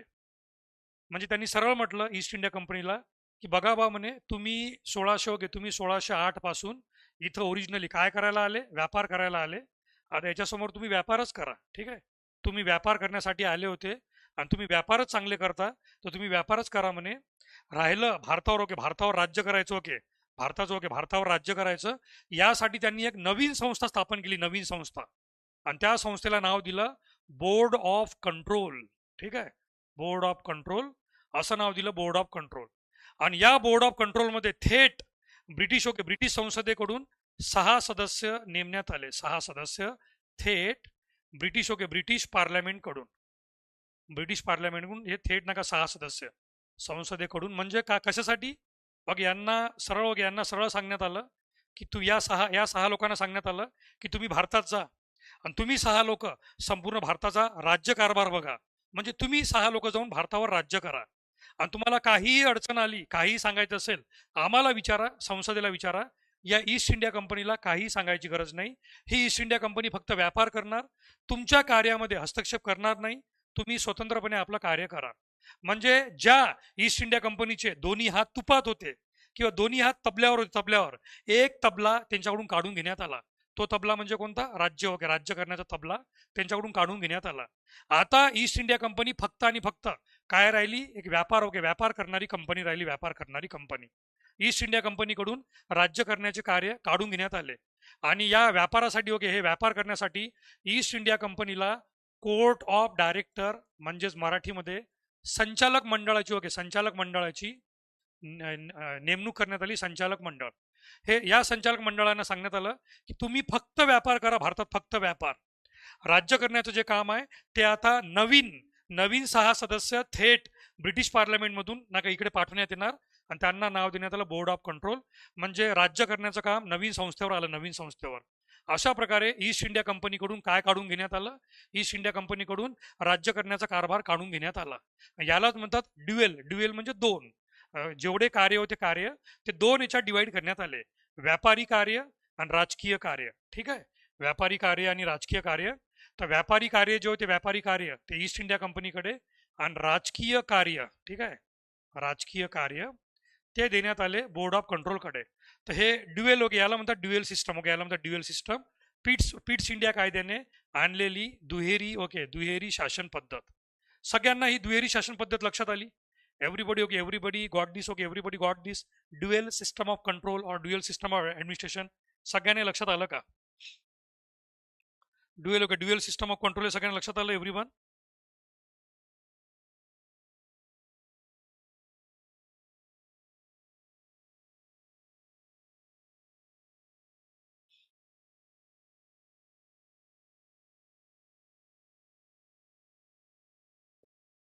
क्लिअर? ओके, चालेल मग. चालेल. आता यामध्ये नका सगळ्या लोकांनी आता नका यामध्ये सगळ्या लोकांनी आता यात नका. नेक्स्ट पॉईंट बघायचा. पीट्स इंडिया कायदा. तर या पीट्स इंडिया कायद्याने सर्वात पहिला जो पॉईंट आपण बघितला, the Pitts India act of 1784 separated the East India company's political and corporate activity. 1784च्या पीट्स इंडिया कायद्याने ईस्ट इंडिया कंपनीच्या राजकीय आणि व्यापारी कार्य, कॉर्पोरेट म्हणजे व्यापारी कार्यांना वेगळं केलं. यांना वेगळे केले. ही ओळ बरोबर नजरेत बसून घ्या. 1784च्या पीट्स इंडिया कायद्याने कंपनीच्या राजकीय कार्यांना आणि व्यापारी कार्यांना वेगवेगळं केलं. The company was represented by the court of director. आता जी ईस्ट इंडिया कंपनी आहे, या ईस्ट इंडिया कंपनीला व्यापार करण्यासाठी आता कोर्ट ऑफ डायरेक्टर म्हणजे संचालक मंडळ देण्यात आलं. and the British government that is the parliament. The British government that is the parliament, it was represented by the board of control. एक नवीन संस्था स्थापन करण्यात बोर्ड ऑफ कंट्रोल राजकीय कार्य बघण्यासाठी. The governor general was granted veto power. Governor जनरलला veto power देण्यात आला. वेटो पॉवरचा अर्थ नकार. नकार देण्याचा अधिकार. ठीक आहे, वेटो पॉवरचा अधिकार, नकार अधिकार. नकाराधिकार म्हणतो याला आपण, नकाराधिकार. ठीक आहे, नकाराधिकार. Madras, okay, Madras and Bombay presidencies become subservient to the Bengal presidency. म्हणजे जो 1773चा जो पॉइंट आहे, 1773 मध्ये बंगालचा गव्हर्नर जनरल सर्वात जास्त पॉवरफुल बनला, आणि मद्रास आणि बॉम्बे या दोघांना बंगाल, ओके, बंगालच्या अंडरमध्ये ठेवण्यात आलं, बंगालच्या अंडरमध्ये. तेच इथे कंटिन्यू करण्यात आलं. मद्रास आणि मुंबई प्रेसिडेन्सी बंगाल प्रेसिडेन्सीच्या अधीन झाल्या, अधीन. म्हणजे त्यांना, ओके, त्यांना स्वतःचे अधिकार नव्हते. त्यांना जे काही करायचं होतं ते बंगाल, ओके, बंगाल प्रांताच्या, ओके, बंगाल प्रांताच्या गव्हर्नर जनरलला विचारूनच करावं लागे, विचारून करावं लागे. आणि कलकत्ता, ओके, आपली राजधानी कोणती बनवण्यात आली? कलकत्ता आपली राजधानी बनवण्यात आली. तर हे सुद्धा तुम्हाला प्रश्न येऊ शकतो की ब्रिटिशांच्या, ओके, ब्रिटिशांच्या कोणत्या कायद्याने कलकत्ता कलकत्ता ही आपल्या भारताची प्रभावी राजधानी बनवली? Okay, by which act, okay, by which act Kolkata or Calcutta effectively became the capital of British India colony. Calcutta प्रभावीपणे ब्रिटिश भारतीय वसाहतीची राजधानी बनली, राजधानी. असे काही प्रश्न येऊ शकतात बघा, असे काही प्रश्न येऊ शकतात. ओके, ब्रिटिश, ओके, ब्रिटिश नका, ब्रिटिशांनी कलकत्ताला राजधानी कोणत्या कायद्यापासून बनवलं? तर 1784चा पिट्स इंडिया कायदा, 1784 पिट्स इंडिया कायदा. तर ही जी पिट्स इंडिया कायद्याने ही दुहेरी पद्धत चालू केली. म्हणजे कंपनीने फक्त व्यापार करायचं आणि बोर्ड ऑफ कंट्रोलने राज्य करायचं. ही 1858 पर्यंत, ओके, 1858 पर्यंत कंटिन्यू राहिली, कंटिन्यू.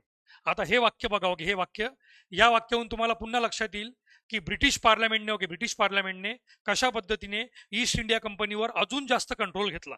ठीक आहे, या वाक्यावरून तुम्हाला लक्षात येईल की ब्रिटिश पार्लमेंट म्हणजे ब्रिटिश संसदेने ईस्ट इंडिया कंपनीला अजून कसं कमकुवत केलं, त्यावर अजून आपला प्रभाव कसा वाढवला, आणि त्यावर आपले प्रचंड, ओके, आपली प्रचंड नका शक्ती वापरून नका त्या ईस्ट इंडिया कंपनीला अजून कसं आपल्या ताब्यात घेतलं किंवा अधिकाराअंतर्गत आणलं. The territory of company was called for the first time. हे शब्द फार महत्वाचा आहे. पहिल्यांदाच, ओके, पहिल्यांदाच असं झालं, पहिल्यांदा असं घडलं. The territory of the company was called for the first time as the British possession of India.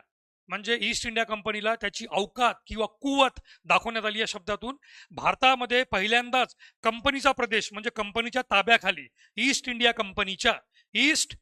कंपनीच्या ताब्यातल्या प्रदेशाला ब्रिटिशांच्या ताब्यातला भारत असं म्हणण्यात आलं. भारत म्हणजे सरळ सांगण्यात आलं की भारत हा खऱ्या अर्थाने ब्रिटिशांच्या संसदेच्या ताब्यात आहे, पण या संसदेच्या वतीने ईस्ट इंडिया कंपनी तिथे कारभार करत आहे. म्हणजे ईस्ट इंडिया कंपनीला हे अप्रत्यक्षपणे सांगण्यात आलं की स्वतःला या प्रदेशाचा बाप समजण्याचा प्रयत्न करू नका, मालक समजण्याचा प्रयत्न करू नका. तुम्ही आमच्या वतीने तिथं फक्त काम करणारे राखणदार आहे, राखणदार, गडी आहे, गडी. ओके, आमच्या वतीने पाठवलेले एक सेनापती सारखे आहे. असली मालक आम्ही आहो, असली मालक आम्ही आहो. अशा प्रकारे ब्रिटिश पार्लमेंटने स्पष्टपणे सांगून दिलं की British Parliament is the most powerful institution and British Parliament is the real owner of Indian colony or colony of India. East India company is only working there on our behalf. हे वाक्य त्यामध्ये स्पष्टपणे भारतामध्ये पहिल्यांदाच, okay, भारतामध्ये पहिल्यांदाच कंपनीच्या प्रदेशाला ब्रिटिशांच्या ताब्यातला भारत असं संबोधण्यात आलं.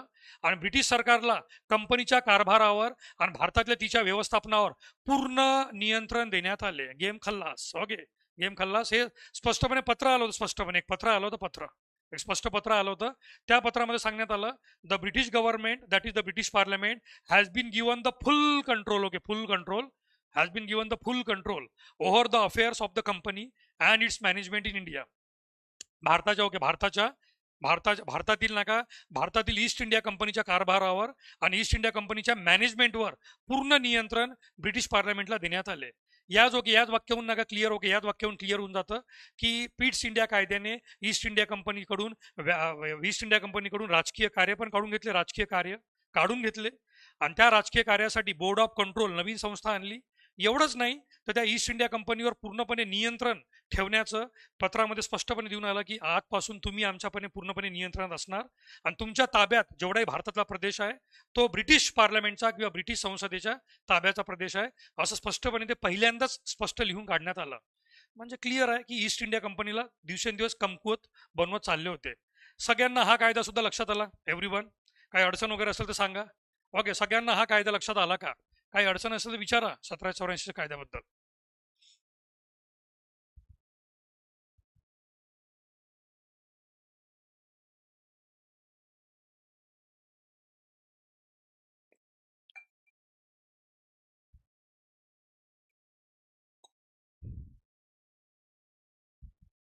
ओके, क्लिअर आहे सगळ्यांना? चालेल.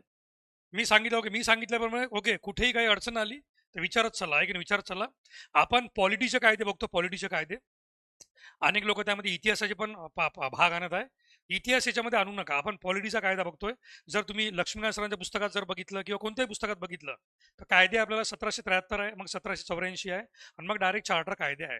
मधामधात जो सेंट हेलेना कायदा वगैरे आहे तो काही लोकांनी शोधून काढलेला इतिहासाचा भाग. पण आपला विषय इतिहास मुळातच नाही, आपला विषय आहे पॉलिटी, आणि आपण पॉलिटीकडे पाहतो. पॉलिटीकडे लक्षात घ्या एव्हरीवन. तर हे लक्षात घ्या, पॉलिटीच्या सेशनमध्ये आपण. त्यामुळे तो सेंट हेलेना कायदा किंवा अजून कोणता कायदा आहे, सेंट हेलेना कायदा वगैरे, that is okay, that is not at all important from our examination point of view. म्हणजे हे तर मी डोळे बंद करून ओपन चॅलेंज करतो, ओपन चॅलेंज, की सेंट हेलेना कायद्यावर आपल्या राज्यसेवा पॉलिटीमध्ये कधी प्रश्न आला असेल का? तर आजपर्यंत 1773 आला नाही, 1784च्या पीट्स इंडिया कायद्यावर आला नाही, तर त्या सेंट हेलेनावर तर प्रश्नच नाही, सेंट हेलेनावर प्रश्नच नाही. आता ओके, आता चार्टर कायदे, ओके चार्टर कायदे मगा सांगितल्याप्रमाणे एक नवीन सिरीज होणार, चार्टर. Okay, charter. चार्टरचा मराठीमध्ये अर्थ होतो सनद. सनद म्हणजे एक प्रकारची अधिकारित आज्ञापत्र. ओके, याला सोपी भाषेमध्ये सांगायचं म्हणजे एक आज्ञापत्र. ओके, आज्ञापत्र. आज्ञापत्र म्हणजे आम्ही जे आज्ञा तुम्हाला दिलेली आहे ती तुम्हाला फॉलो करावी लागणार, फॉलो करावी लागणार. आपण ऑलरेडी काय म्हटलेलं आहे की 1773, ओके 1773च्या कायद्यानुसार आपण जसे जसे समोर जाणार, समोर आपण ज्या ज्या पद्धतीने समोर जाणार, समोर आहे की नाही. कोर्ट ऑफ डायरेक्टर आणि बोर्ड ऑफ कंट्रोल मधला मेन डिफरन्स काय? नावातच आहे कोर्ट ऑफ डायरेक्टर. डायरेक्टर म्हणजे काय? दिशा देतो, दिशा. तर व्यापार, ओके व्यापार कसा करायचा याची दिशा ठरवणारे डायरेक्टर. आणि आपल्या देशावर ओके राज्य करणारे काय करतात? नियंत्रण, control. Board of control, control कशासाठी? देशावर कंट्रोल ठेवण्यासाठी, नियंत्रण ठेवण्यासाठी. राज्य, ओके राज्य करण्यासाठी. आणि व्यापार, ओके व्यापार करताना कोणत्या दिशेला व्यापार करायचा, कशाचा व्यापार करायचा, हे दिशा निर्देश ठरवणारे डायरेक्टर. डायरेक्टर म्हणजे डायरेक्शन देणारे डायरेक्टर. आणि कंट्रोल करणारे कोण असतात? राजकारणी, पॉलिटिशियन. कंट्रोल आणि डायरेक्टर असे दोन, ओके असे दोन शब्द आहे, दोन शब्द. कंट्रोल, ओके कंट्रोल आणि डायरेक्टर असे, ओके असे दोन शब्द आहे. तर त्यानंतर, ओके त्यानंतर नाही का पॉईंट, ओके पॉईंट आपला, ओके आपला नेक्स्ट पॉईंट आहे, नेक्स्ट पॉईंट याच्यामध्ये. तर next point, okay next point कोणता आहे तो पाहूया आपण. Next point, okay next point कोणता आहे तो आपण बघूया सगळ्या लोकांनी. नेक्स्ट पॉईंट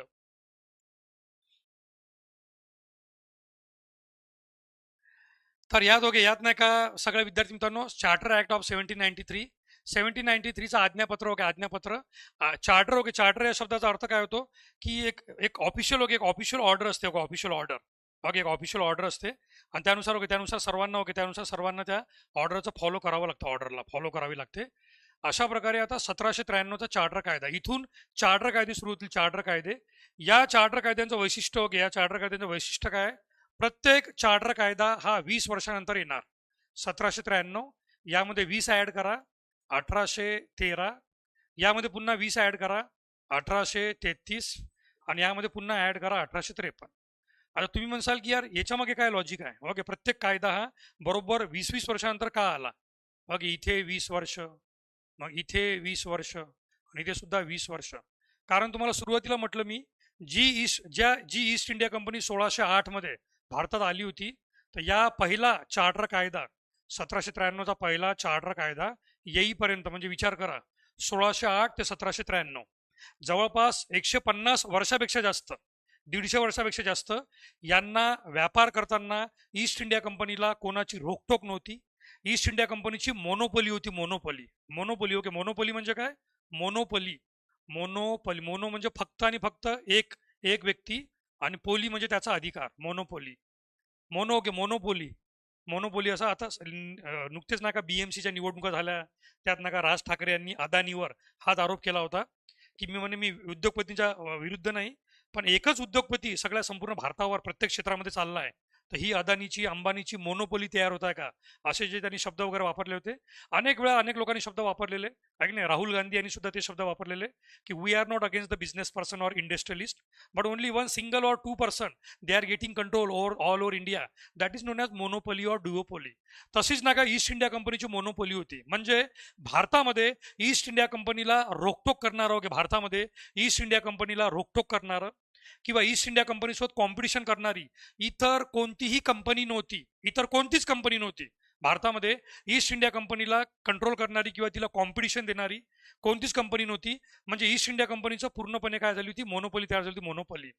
आणि आपण म्हटल्याप्रमाणे आपल्याला काय 1773 पासून तर या 1833च्या कायद्यापर्यंत आपली थीम काय, थीम केंद्रीकरण वाढत जाणार, केंद्रीकरण काय होत जाणार, वाढत जाणार.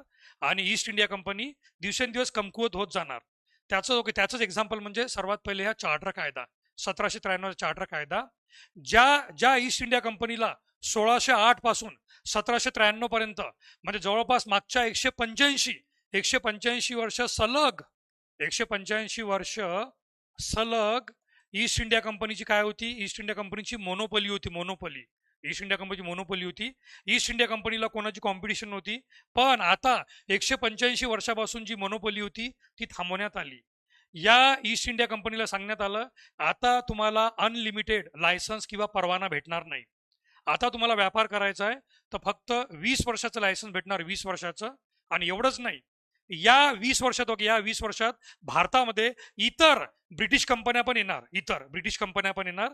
जशी तुम्ही ब्रिटिश ईस्ट इंडिया कंपनी आहे तशा इतर पण ब्रिटिश कंपन्या येणार. आणि या कंपन्या तुमच्यासोबत कॉम्पिटिशन करणार. आणि जो चांगला कारभार करेल त्या कंपन्या इथे थांबणार, आणि जे वाईट कामगिरी करणार त्यांना ब्रिटनमध्ये परत जावं लागणार. म्हणजे ईस्ट इंडिया कंपनीवर दोन डबल वार झाला, डबल वार. एक तर त्यांची मोनोपोली 185 वर्षापासून नॉनस्टॉप व्यापार करण्याचा होता, तो त्यांचा व्यापार आता फक्त 20 वर्षावर आला, 20 वर्ष. म्हणजे त्यांना परमिशन देण्यात आली आता समोरच्या 20 वर्षाची. आणि त्यातही कंडिशन कोणती, की भारतामध्ये एकटे व्यापार करणार नाही, ब्रिटनमधल्या इतर कंपन्या सुद्धा भारतात येणार आणि त्या सुद्धा भारतात व्यापार करणार. आणि तुमच्यामध्ये आणि त्या इतर कंपन्यांमध्ये स्पर्धा होणार. आणि ज्या कंपन्या चांगले कार्य करणार त्या समोर नका निघून जाणार, समोर नका निघून जाणार. आणि तुम्हाला मागे राहावं लागणार. अशा प्रकारे 1793चा जो चार्टर कायदा आहे, इथून सुरुवात झाली या ईस्ट इंडिया कंपनीला अजून कमकुवत करण्याची. The charter act of 1793 or the East India Company Act 1793 was passed by the British Parliament to renew the charter of East India Company. East India कंपनीचं सनद म्हणजे त्यांची परवाना, त्यांच्या व्यापार करण्याच्या परवान्याचे नूतनीकरण म्हणजे रिन्युअल. जसं आपण रिन्युअल करतो तसं नका, नूतनीकरण करण्यासाठी ब्रिटिश संसदेने 1793चा सनदी कायदा पास केला. आणि या कायद्याने कंपनीला पुढील 20 वर्ष भारतासोबत व्यापार करण्यासाठी अधिकृत केले. म्हणजे ईस्ट इंडिया कंपनीला फक्त समोरच्या 20 वर्षासाठी परमिशन दिली की तुम्ही आता समोरचे 20 वर्ष हे करा.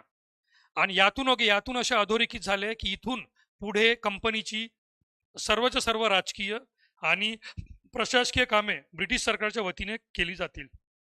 बघा, हे वाक्य सर्वसामान्य मराठीतलं वाक्य आहे.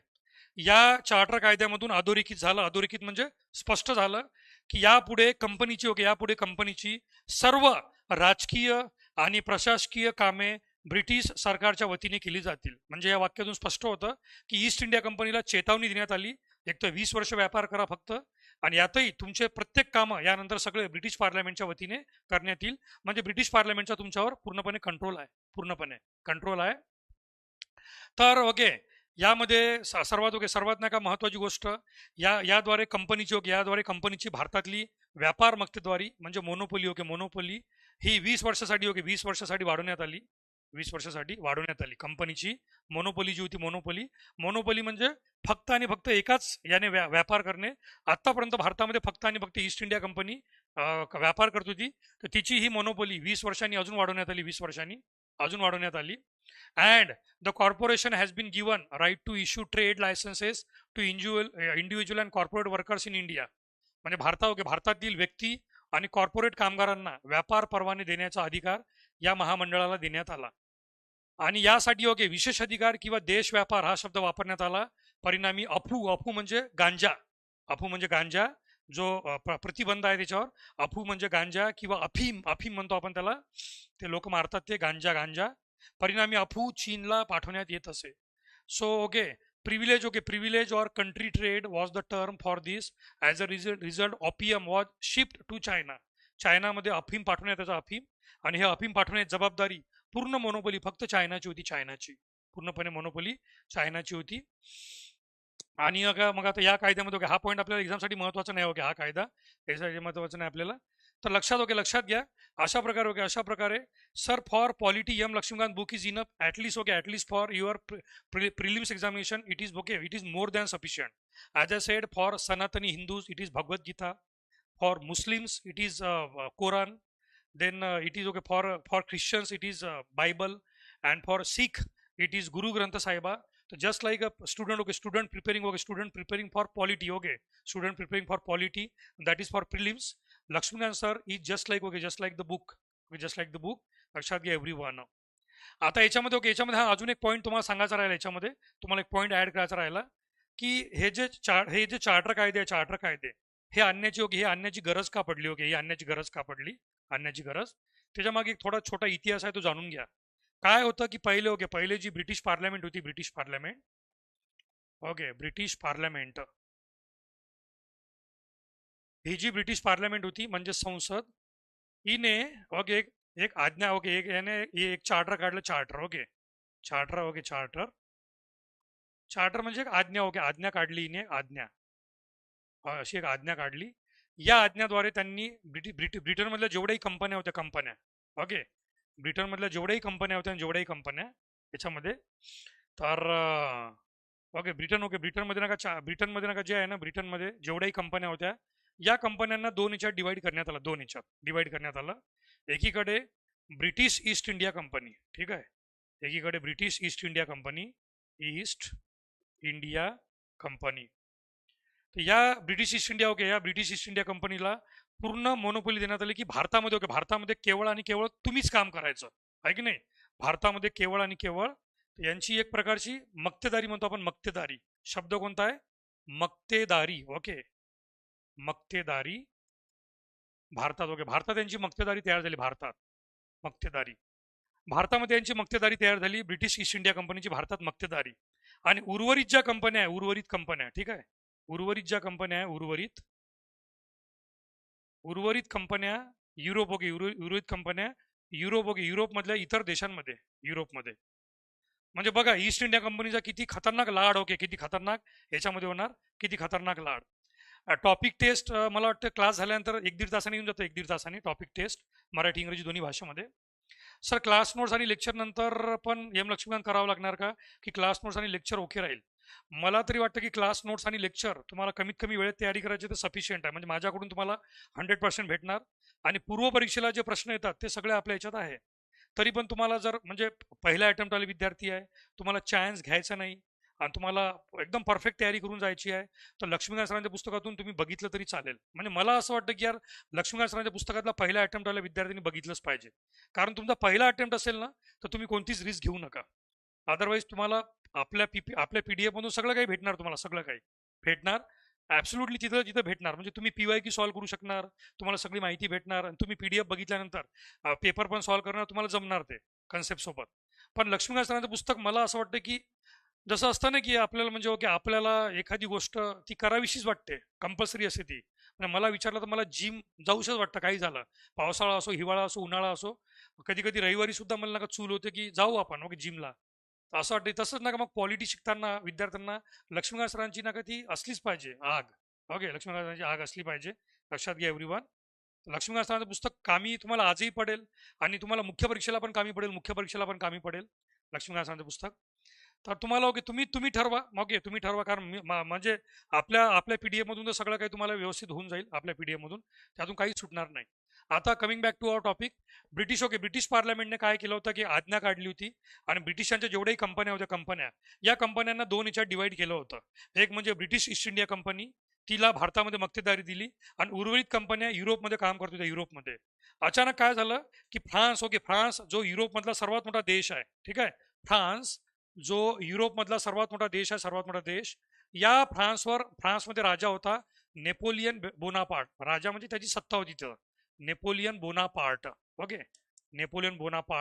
याची सत्ता होती या नेपोलियन बोनापार्टने अचानक एक दिवस डिक्री म्हणजे फरमान काढलं ओके डिक्री ज्याला आपण म्हणतो फरमान जसा राजे महाराजे काढायचे ना फरमान तसा याने फरमान काढला आदेश सर्वात मोठा आदेश काढला याने की ब्रिटिशांच्या कोणत्याही कंपनीसोबत कोणत्याच युरोपियन देशाने व्यापार करू नये. ठीक आहे. हा जो फ्रान्स आहे युरोपमधला सर्वात मोठा देश, या फ्रान्स देशाच्या शासक नेपोलियन बोनापार्टने एक आदेश काढला की ब्रिटिशांच्या कोणत्याच नका कंपनीसोबत युरोपियन देशांनी व्यापार करू नये. तर या ज्या कंपन्या होत्या ओके, या ज्या कंपन्या यांना नका या फरमानचा फटका पडला. आणि या कंपन्यांनी ब्रिटिश संसदेकडे आपली नाराजगी म्हणजे कंप्लेंट केली की म्हणे आता तुम्ही सांगा म्हणे, तो जो नेपोलियन बोनापार्ट आहे तो आम्हाला व्यापार करू देत नाही आहे. आणि त्याने सरळ सांगितलं म्हणे युरोपमधल्या कोणत्याच देशांनी या ब्रिटनच्या कंपन्यांसोबत व्यापार करू नये. मग आता आम्ही व्यापार करावा तर कुठे करावा म्हणे. ओके, आता आम्ही व्यापार करायचा तर कुठे करायचा. तर लगेच नका या संसदेला लक्षात आलं की अरे यार, ही ईस्ट इंडिया कंपनी अशी भ्रष्टाचार होत चाललेली आहे, हिच्यावर आपल्याला कंट्रोल घ्यायचंच आहे आणि हिला आपल्याला कमकुवत करत करत हिला आपल्याला फिनिश करायचंच आहे. मग ओके, आंधळा मागतो एक डोळा, देव देतो दोन, नेकीवर पूछ. यांना तो एकदम रेडीमेड प्लॅटफॉर्म भेटला. ओके, यांना तो रेडीमेड प्लॅटफॉर्म भेटला. आणि या रेडीमेड प्लॅटफॉर्ममुळे हे जे ब्रिटिश पार्लमेंट यांनी म्हणजे ब्रिटिश संसदेनी या ईस्ट इंडिया कंपनीची मक्तेदारी संपुष्टात आणली, भारतामध्ये संपुष्टात आणली. आणि या ईस्ट इंडिया कंपनीसोबत या ज्या उर्वरित कंपन्या या सुद्धा भारतात आल्या. अशा प्रकारे आता जो समोरचा कायदा येईल आपला भारतामध्ये, समोरचा कायदा 1813चा कायदा, या 1813च्या कायद्यापासून आपल्याला लक्षात येईल 1813च्या कायद्यापासून की 1813चा जो कायदा येईल आपल्या भारतामध्ये 1813, या 1813च्या कायद्यापासून ईस्ट इंडिया कंपनीची मोनोपोली खतम होत जाणार. ईस्ट इंडिया कंपनी पूर्णपणे म्हणजे ऍब्सोल्युटली बर्बाद होणार. आणि त्यानंतर या ईस्ट इंडिया कंपनीच्याच गैरकारभारामुळे आपल्या भारतामध्ये 1857चा उठाव होणार. 1857चा उठाव आणि 1857च्या उठावाचा पूर्ण आरोप ईस्ट इंडिया कंपनीवर टाकण्यात येणार. आणि ईस्ट इंडिया कंपनी नेहमीसाठी भारतातून फिनिश होणार आणि तिला भारतातून हाकलून देण्यात येणार. आणि मग आपल्या भारतामध्ये डायरेक्ट ब्रिटनची राणी हिचा कारभार सुरू होणार. आणि तिथून मग 1858च्या कायद्यापासून भाग सुरू होणार, जो आपण उद्याच्या टॉपिकमध्ये बघूया. तत्पूर्वी सर्व विद्यार्थी मित्रांनो, आज आपण जे तीन कायदे बघितले 1773चा कायदा, 1773चा रेग्युलेटिंग कायदा, 1784चा पिट्स इंडिया कायदा, 1784चा पिट्स इंडिया कायदा आणि 1793चा चार्टर कायदा. या तीन कायद्यामध्ये तुम्हाला काही अडचण, काही प्रॉब्लेम, एखादी टर्मिनॉलॉजी किंवा तुम्हाला काही डाऊट्स विचारायचे आहे की नाही, PYQ, तर या तिन्ही कायद्यावर PYQ नाही असते तर मी आवर्जून आणले असते. पण या तिन्ही कायद्यावर PYQ नाही, प्रिव्हियस इयर क्वेश्चन.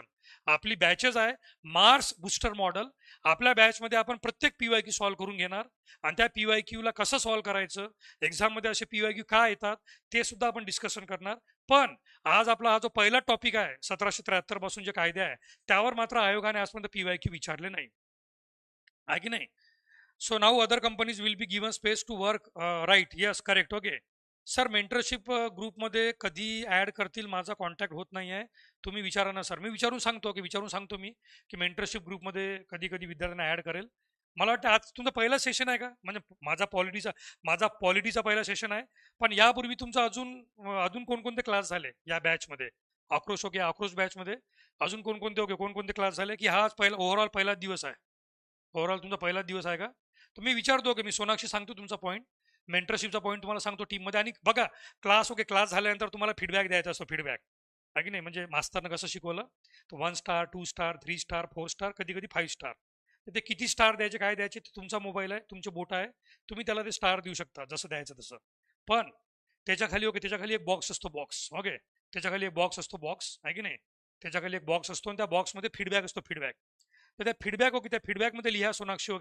त्या फीडबॅकमध्ये लिहा सोनाक्षी की आज आमचा आक्रोश बॅचचा पहिला दिवस आहे आणि आम्हाला मेंटरशिपमध्ये कधी ऍड करणार. कारण तुमचे जे फीडबॅक ते फार चांगले वाचतात ते.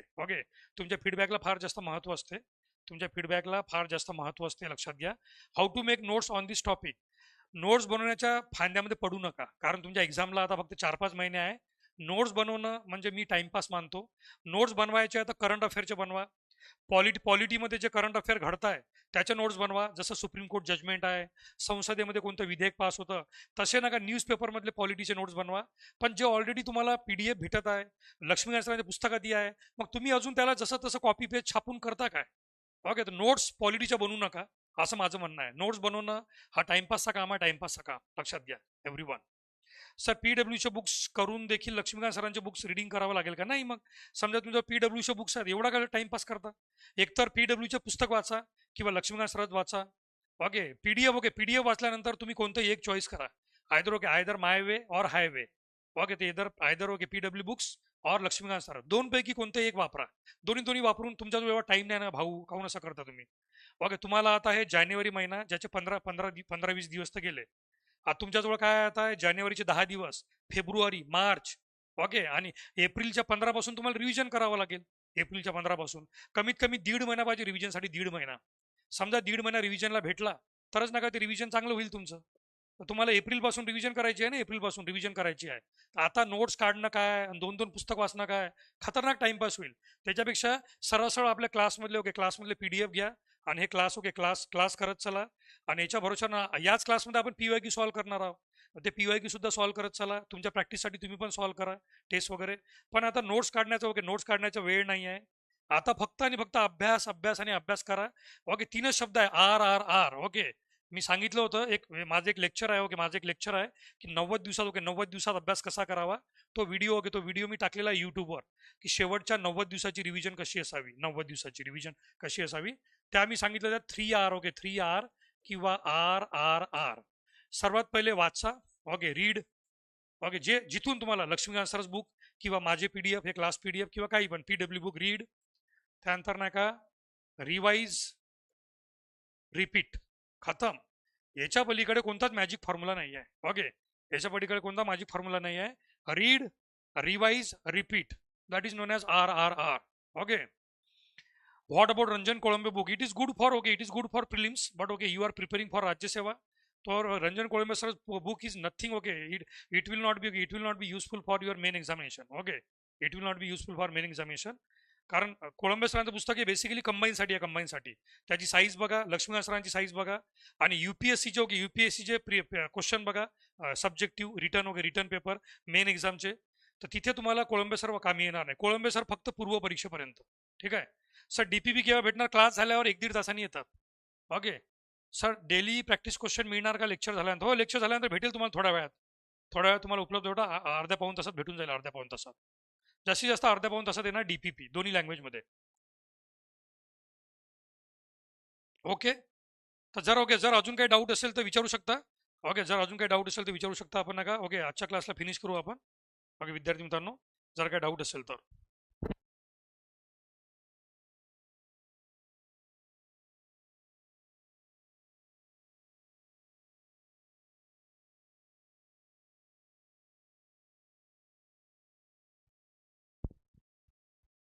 This batch will also help in upcoming UPSC 2026 prelims. Obviously, it depends upon you. Okay, first of all, what you need to do, you need to analyze how the UPSC is asking the question and how the MPSC is asking the question.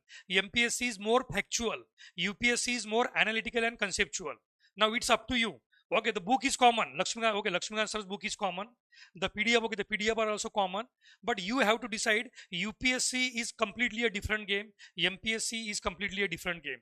UPSC, as I said, it is more conceptual, it is analytical, it is a thinking process. MPSC prelims is ratta. Okay, ratta, get the ratta done, and just fill out the black. Okay, just fill out that form. Just fill out that black. Okay, black circle. Okay, black circle. So MPSC is all about factual. कॅगचं कलम कोणतं, 1773च्या कायद्याने कुठे स्थापन केलं. This are question of MPSC Rajyaseva. But UPSC, they are going to ask you the question ABCD, ABD, only ABD, only AB and D, and that is also confusing and conventional. Okay, not conventional, conceptual. Okay, conceptual question. So okay, UPSC आणि MPSC कधीच सारखं राहू शकत नाही. Okay, MPSC आणि UPSC सारखं असतं.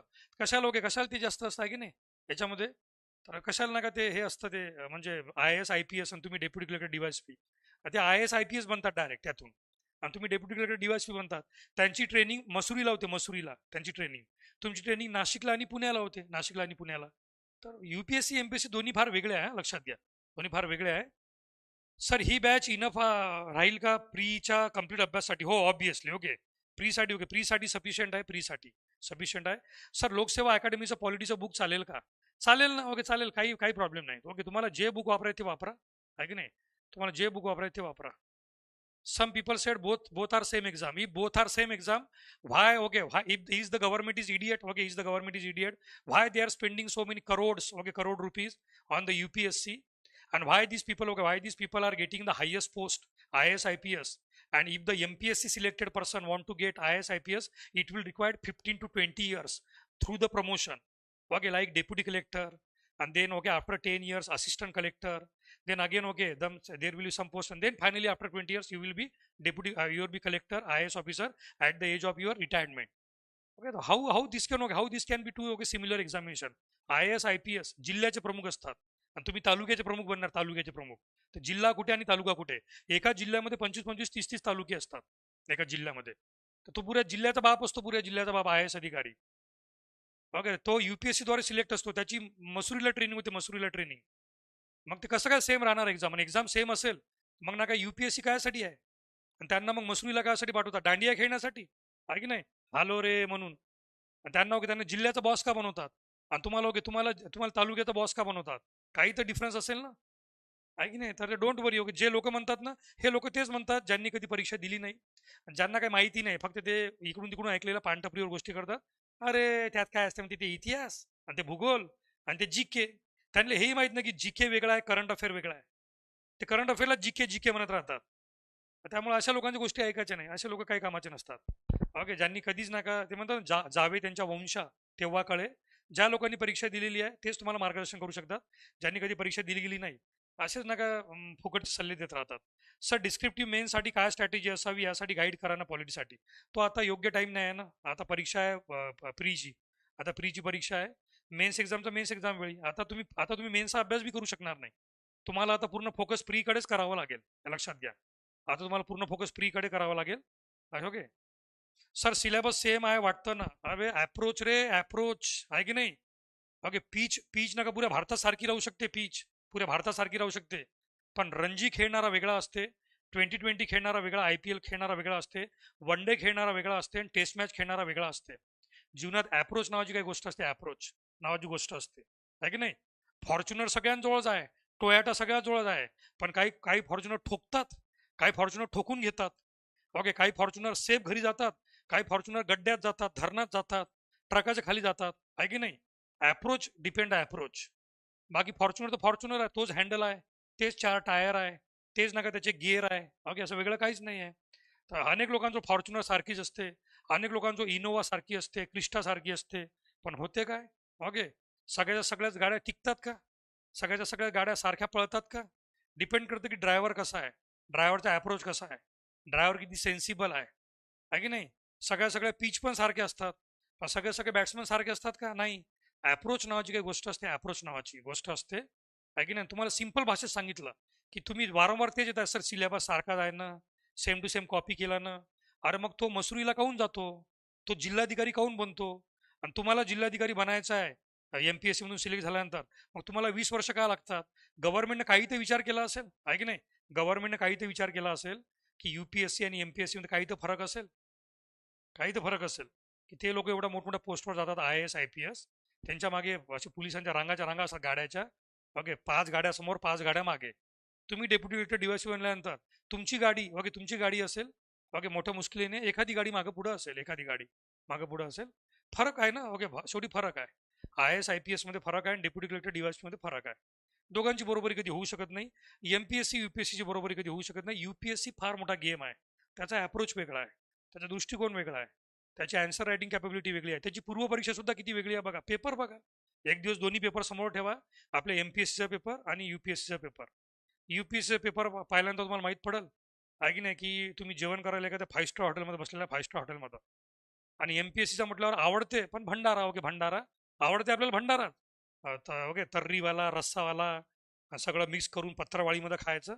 पण ते जरा वेगळंच वाटते ना, एकाच एवढी पत्रवाळी जमिनीवर बसलेल्या आहे, आणि आहे की नाही शेवटी मिरची कुठे चालली, लोणचं कुठं चाललं, ठेचा मिक्स होत आहे, वरणामध्ये भात, भातामध्ये वरण, वरण भात भाजीमध्ये, भाजी पोळीमध्ये, लाडू गोडचा तिखट झाला आहे की नाही, सगळं मिक्स होऊन जाते पत्रवाळीमध्ये. पण ते 5 स्टार हॉटेलमध्ये कसं वेगळ्या प्लेट सगळ्या, इथं ना का रुमाल टाय वगैरे, पाणी बी बिस्लेरीचं, आणि ना का चमच्यानं खाताना आवाज नाही कुठं, असं ते फरक पडतो आहे की नाही. Approach approach is very important. धन्यवाद, थँक्यू सो मच सगळ्या विद्यार्थी मित्रांनो. धन्यवाद, थँक्यू सो मच सगळ्या विद्यार्थ्यांनो. भेटूया उद्याच्या, ओके, उद्याच्या टॉपिकमध्ये, आपल्या उद्या टॉपिकमध्ये भेटूया सगळ्या लोकांनी, आहे की नाही. तर एमपीएससी आणि यूपीएससी सेम नाही आहे, हे लक्षात घ्या. एमपीएससी आणि यूपीएससी सेम नाही आहे, लक्षात घ्या एव्हरी वन. धन्यवाद.